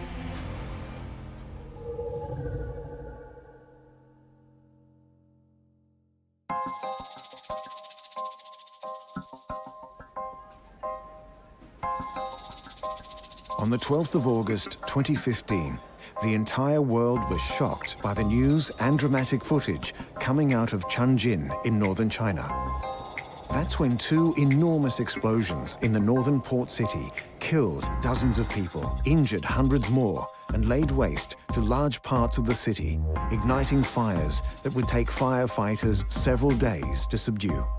Like a nuclear explosion was a phrase that would be repeated again and again, both by news agencies and from eyewitness accounts.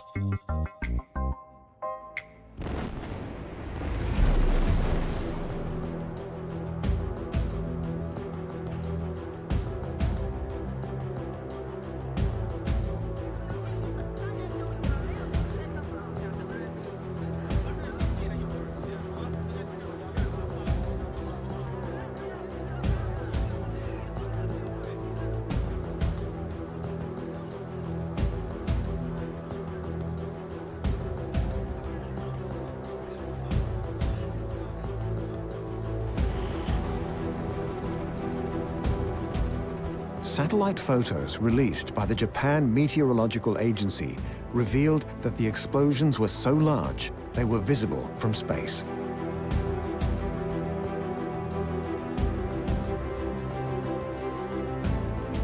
The two massive blasts occurred in the warehouse district of Tianjin. One of the blasts was said to be the equivalent of 21 tons of TNT.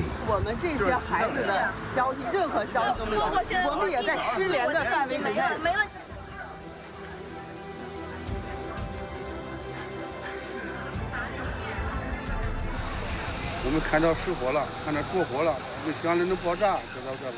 有大概我们同事有4个人受伤了，我们一起干活的10几个，有4个人就受伤了，有的是比较严重，有的是轻伤。Official Chinese media sources claim that the initial blasts took place at a petrol station in the so-named Binhai New Development Zone. There were also claims that the explosions took place at the port city's cargo terminal. For police and firefighters, the initial response was on search and rescue operations, more than putting out the fire, to allow all the chemicals to burn themselves out. This being the age of social media, many people captured jaw-dropping photos and videos of the blaze. As firefighters did their best to battle the smaller fires that broke out around the site, toxic smells were discernible in the air.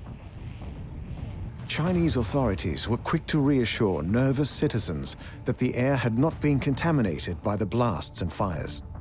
But there was concern, to put it mildly, that some residences were situated too close to the industrial plant.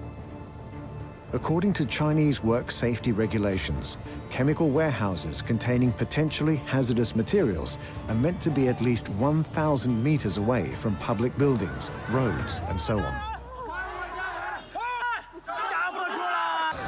The chemistry explosion ruined the whole area around 1 kilometer. 很担心，而且现在也不明白是什么化学物质啊，或者啥的，咱怕有毒啊，这对以后有什么影响啥的。那是有点害怕呀，舒服是不会舒服。我们现在认为去把这件事，把目前有可能。It was eventually confirmed that there had been several hundred tons of the toxic chemical sodium cyanide on the site at the time of the blasts, but the authorities insisted safety regulations had been strictly adhered to. In any case, it took nearly a week before the raging infernos caused by the explosions were under control. By this time, official figures put the death toll at least 114 people, with dozens still missing.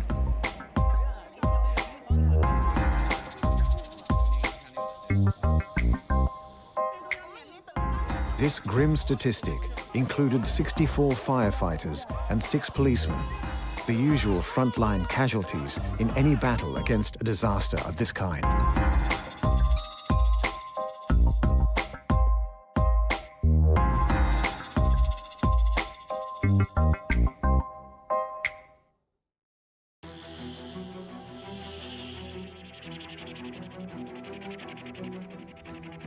Unlike earthquakes, tsunamis, and volcanoes, fires are something that is within our capacity to prevent, at least for much of the time.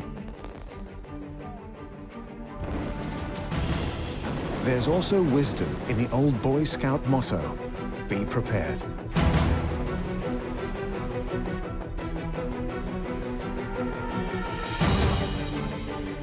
For you never know when desperate hours may be ahead.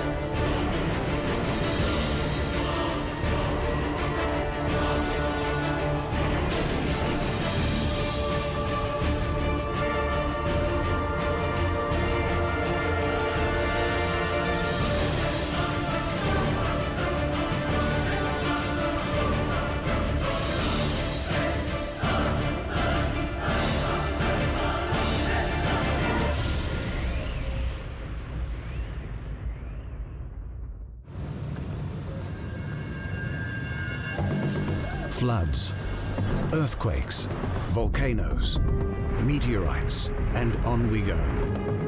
Living in the shadow of these kinds of catastrophes is just part of the deal that comes with being alive on this planet. Being aware of the dangers that are around us all of the time. We must prepare for the worst as much as we are capable, then somehow go on living our lives.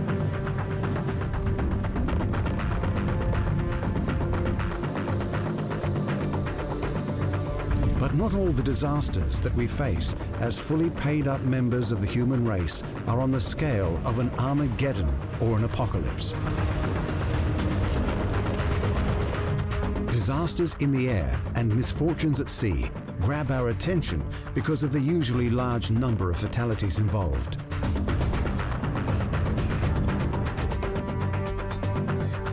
However much we might think we have mastered the elements, nature still wins.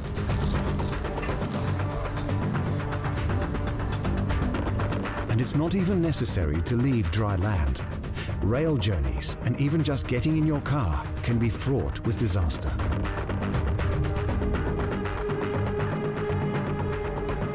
That's the focus for this installment of Desperate Hours, road and rail disasters. So buckle up, it's going to be a bumpy ride.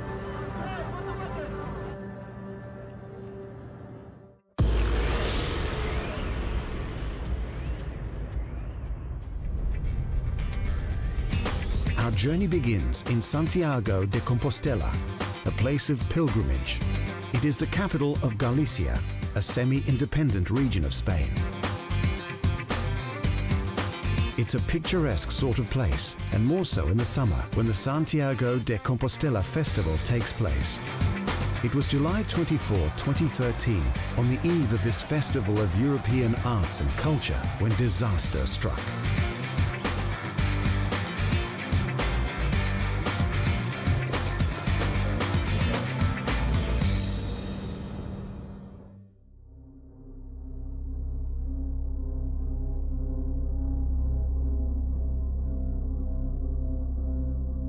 No sé, impacta bastante. Además, siendo las fiestas es lo que más impacta. Anyone who saw the CCTV footage will never be able to forget it. The silver streak of a train rounding a corner, then somehow skidding off the tracks and smashing into a sidewall.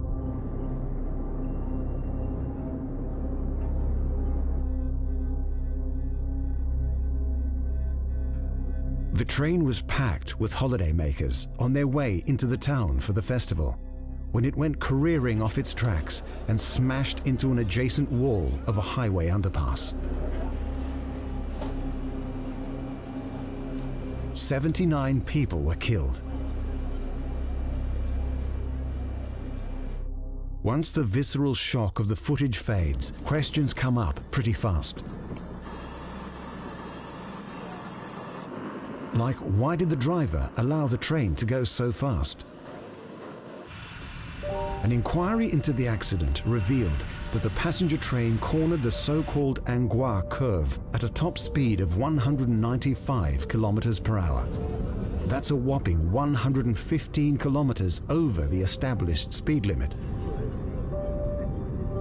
The engine driver had failed to heed and in fact totally ignored the speed restrictions. The Spanish Railway Accident Investigation Commission later reported that the driver took a call from the controller which lasted 1 minute and 40 seconds, and it appears they were not discussing the speed limit. Their minds were on other things. While the two men chatted blithely away, the train traversed 5.5 kilometers closer to the spot where it crashed.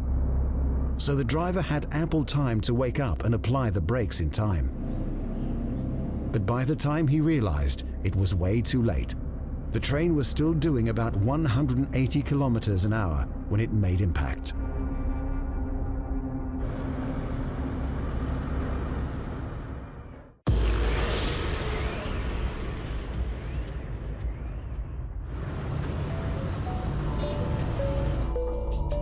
The highway can be just as risky a proposition as a railroad, Exhibit A.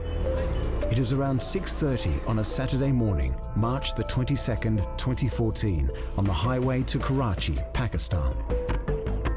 A passenger bus bound for Karachi collides with a truck coming the other way. The truck driver had swerved to avoid sliding into a ditch, miscalculated and smashed into the bus. It didn't help matters that the bus was loaded with smuggled oil drums, or that the bus was carrying petrol and diesel oil cans on its rooftop. When they collided, it was a nightmare. The fierce blaze soon set fire to another bus, creating a thick cloud of black smoke which could be seen from miles and miles away. The pile-up between two buses and two trucks traveling along the coastal highway killed around 40 people, with 30 or more people injured.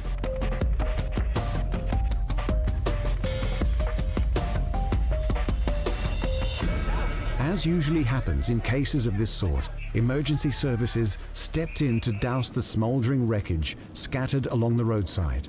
Others looked for survivors amidst the carnage and debris.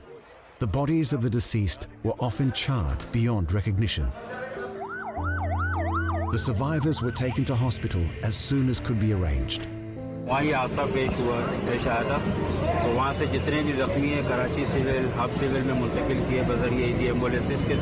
The biggest ever road and rail accidents are next on Desperate Hours.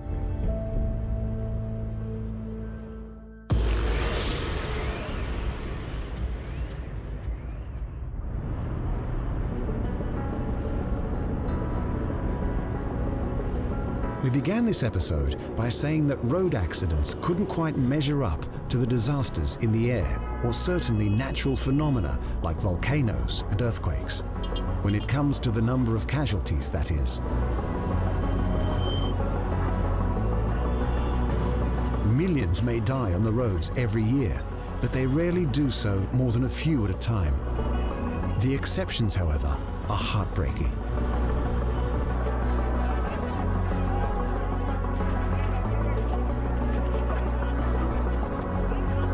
It's not really surprising that the really big pileups happen in developing countries.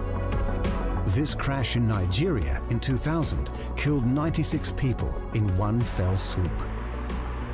By eyewitnesses, that there's a head-on collision between this tanker and a Toyota Corolla.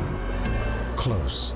After it passed through a police checkpoint ahead of a toll bridge, the brakes on an oil tanker truck suddenly failed.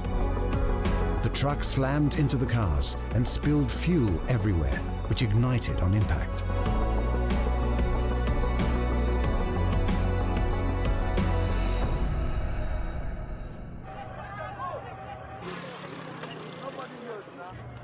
The ensuing blaze engulfed everything inside a 500-meter radius, destroying at least 15 cars. 2 of those cars had been on their way to a wedding, as this clearly distraught man described. Only one man survived in the second Mercedes. Only the husband survived, the wife, the children, all of them perished. HIV does not kill as much as road traffic incidents is taken on a daily basis. On Nigerian road, we lose on average 100 lives daily. This was far from the only major pileup in Nigeria that year, but it was the worst.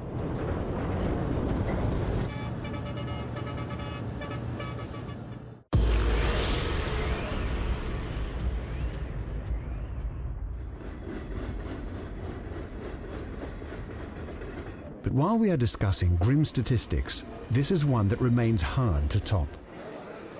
Forget Britain's 19th century Industrial Revolution or the Pacific Railroad in the days of the Old West.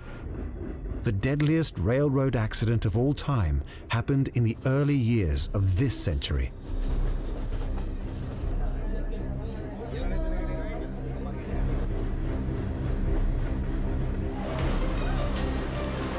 December 26, 2004.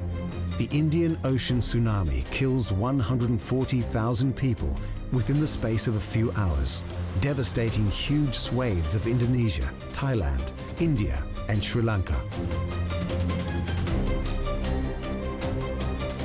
In Sri Lanka, a passenger train called Queen of the Sea had just pulled into a coastal railway line station near the beach resort town of Hikkaduwa when the unthinkable occurred.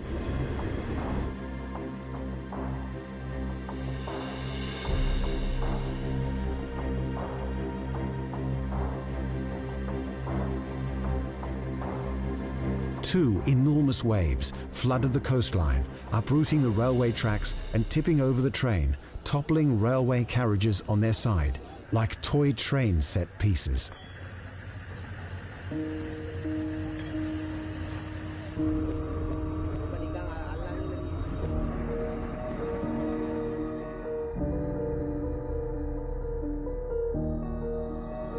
The 8 carriages had been overloaded with passengers, and when the carriages flooded, they really didn't stand a chance. Anyone in the vicinity still alive scrambled to stay ahead of the iron chassis of the train, which wreaked destruction in its path.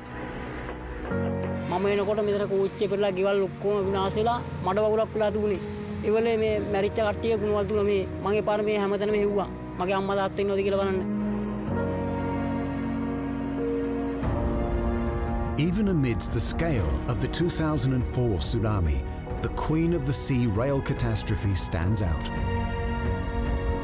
1,700 people were killed.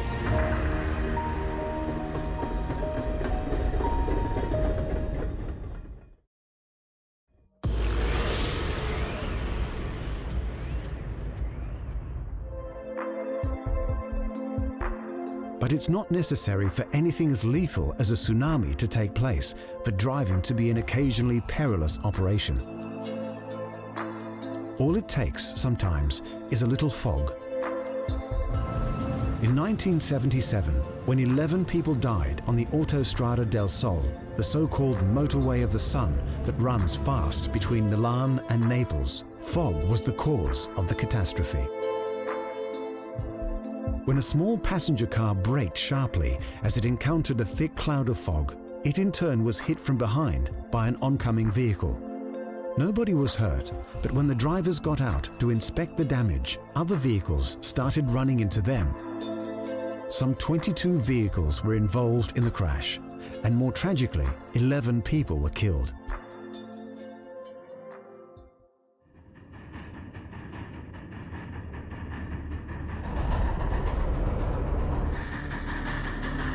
One of the worst accidents in the long history of British rail also happened in thick fog.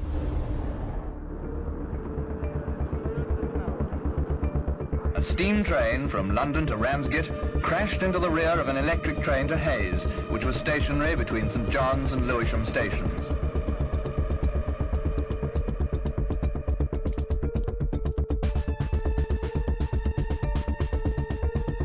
The collision caused the bridge overhead to collapse onto the last coach of the steam train.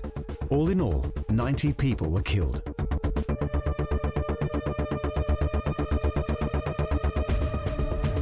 There was an inquiry into the incident.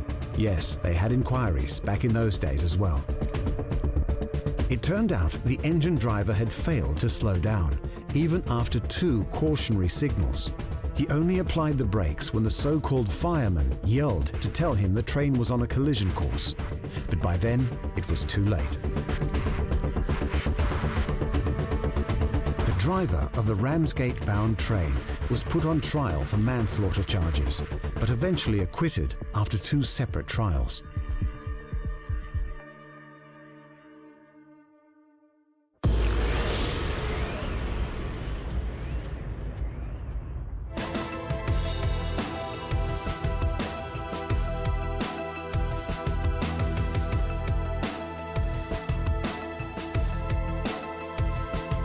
In the case of automobile pile-ups, knowing who to blame isn't always so straightforward.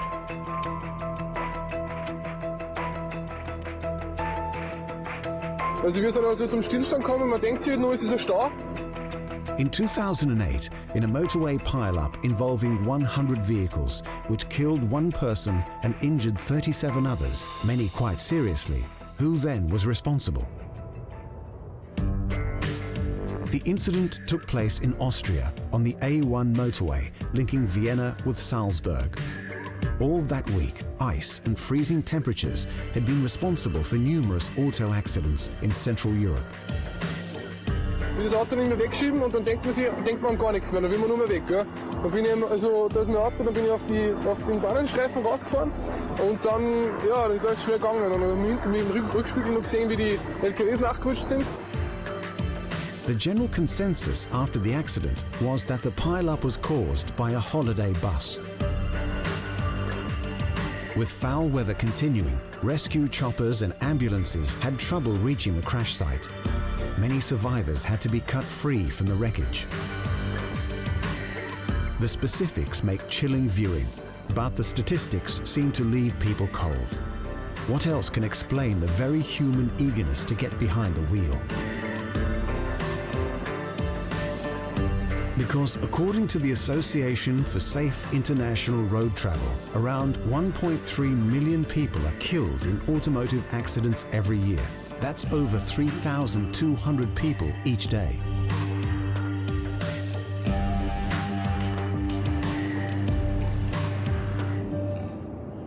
And don't forget the additional 20 million plus injured or disabled every year.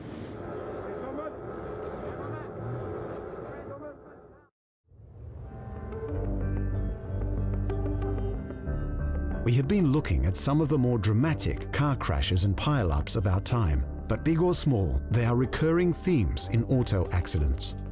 Some studies point to distracted driving, such as when motorists talk on the phone, as the #1 cause of accidents on the road. Unsurprisingly, speeding is right up there, as is driving drunk or under the influence.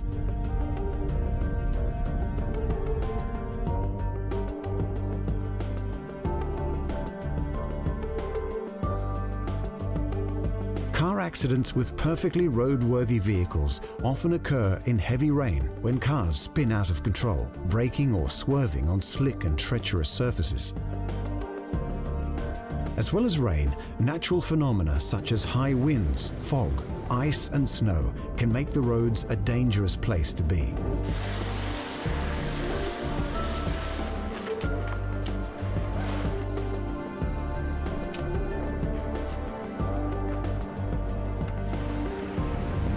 Potholes, of course, and even animal crossings can be hazardous.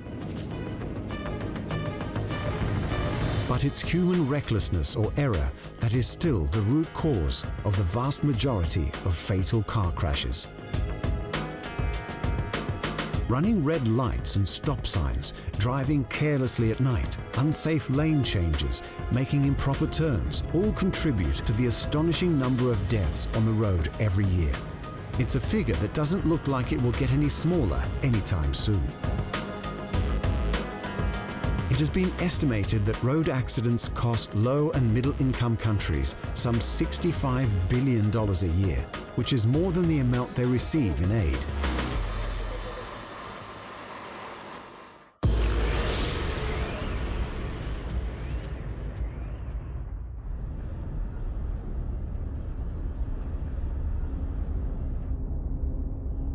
Nine in every 10 deaths on the road take place in so-called developing countries, yet these countries account for less than half of the world's vehicles.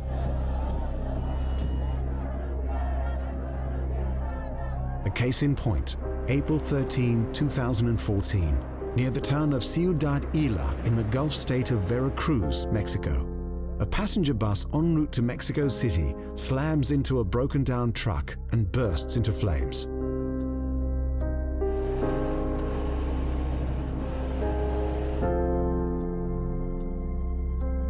The 3-axle bus was rolling down the highway when it struck a 5-axle tractor trailer, which had broken down by the roadside. 4 people survived the crash, which occurred shortly after midnight. The incident prompted discussion about road safety and what to do about abandoned vehicles in future to avoid such collisions. Pero sí, nos preocupa mucho y nos ocupa, y las medidas vamos a tomar medidas muy fuertes en cuanto a la revisión de ese tipo de transporte por parte de policías federales. A statement from the state civil defense agency said most of those killed were local business people. The agency's emergency director said the victims burned to death inside the bus, which was so badly charred that its tires melted.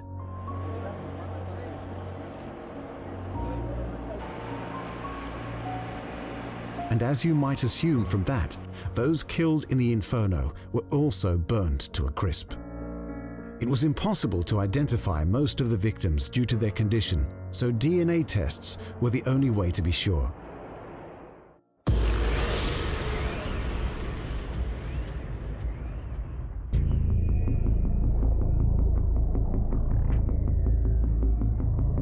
But if you think commuting back and forth to work by train is without its perils, think again.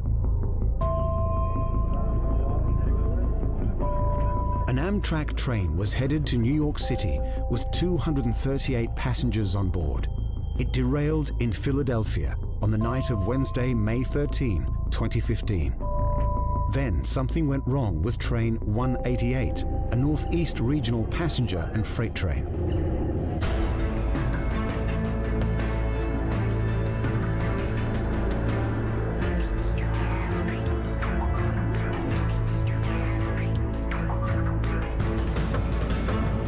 And suddenly the train come to a complete deceleration, so as if someone has slammed the brake.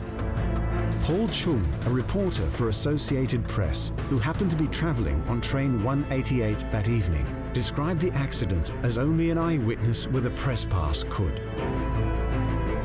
And once I got out of the train, I could see the wreckage where it was like in a giant C shape, and I was in the back of the train, and the front of the train looked all mangled up, just piles of metals.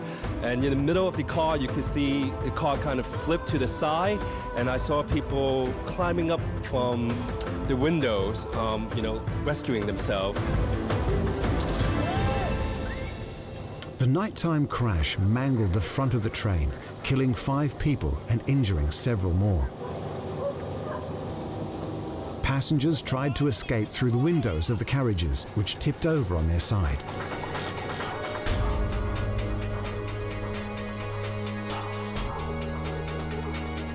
Police at the crash site in Port Richmond, a blue-collar neighborhood, told people to back away from the train. They pleaded with onlookers and the so-called rubberneckers, who seemed to be drawn to the scene of any accident. Roads all around the crash site were blocked off. Waves of firefighters worked throughout the night. Medics carried away the gravely injured on stretchers. Others were put on city buses. Some even managed to walk away from the devastation.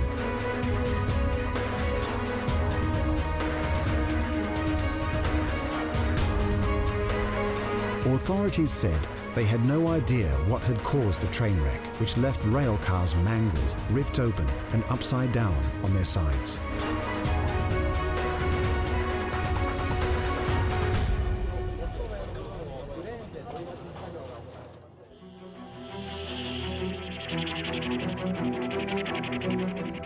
The world can be a very dangerous place. Not only is there the ever-present threat of natural disasters, but the damage mankind is quite capable of inflicting on himself.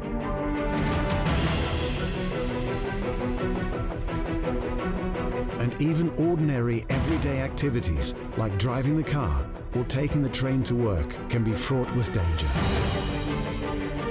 So safety first. Buckle up, look to your left and right, drive carefully, and ride safely. Until the next installment of Desperate Hours.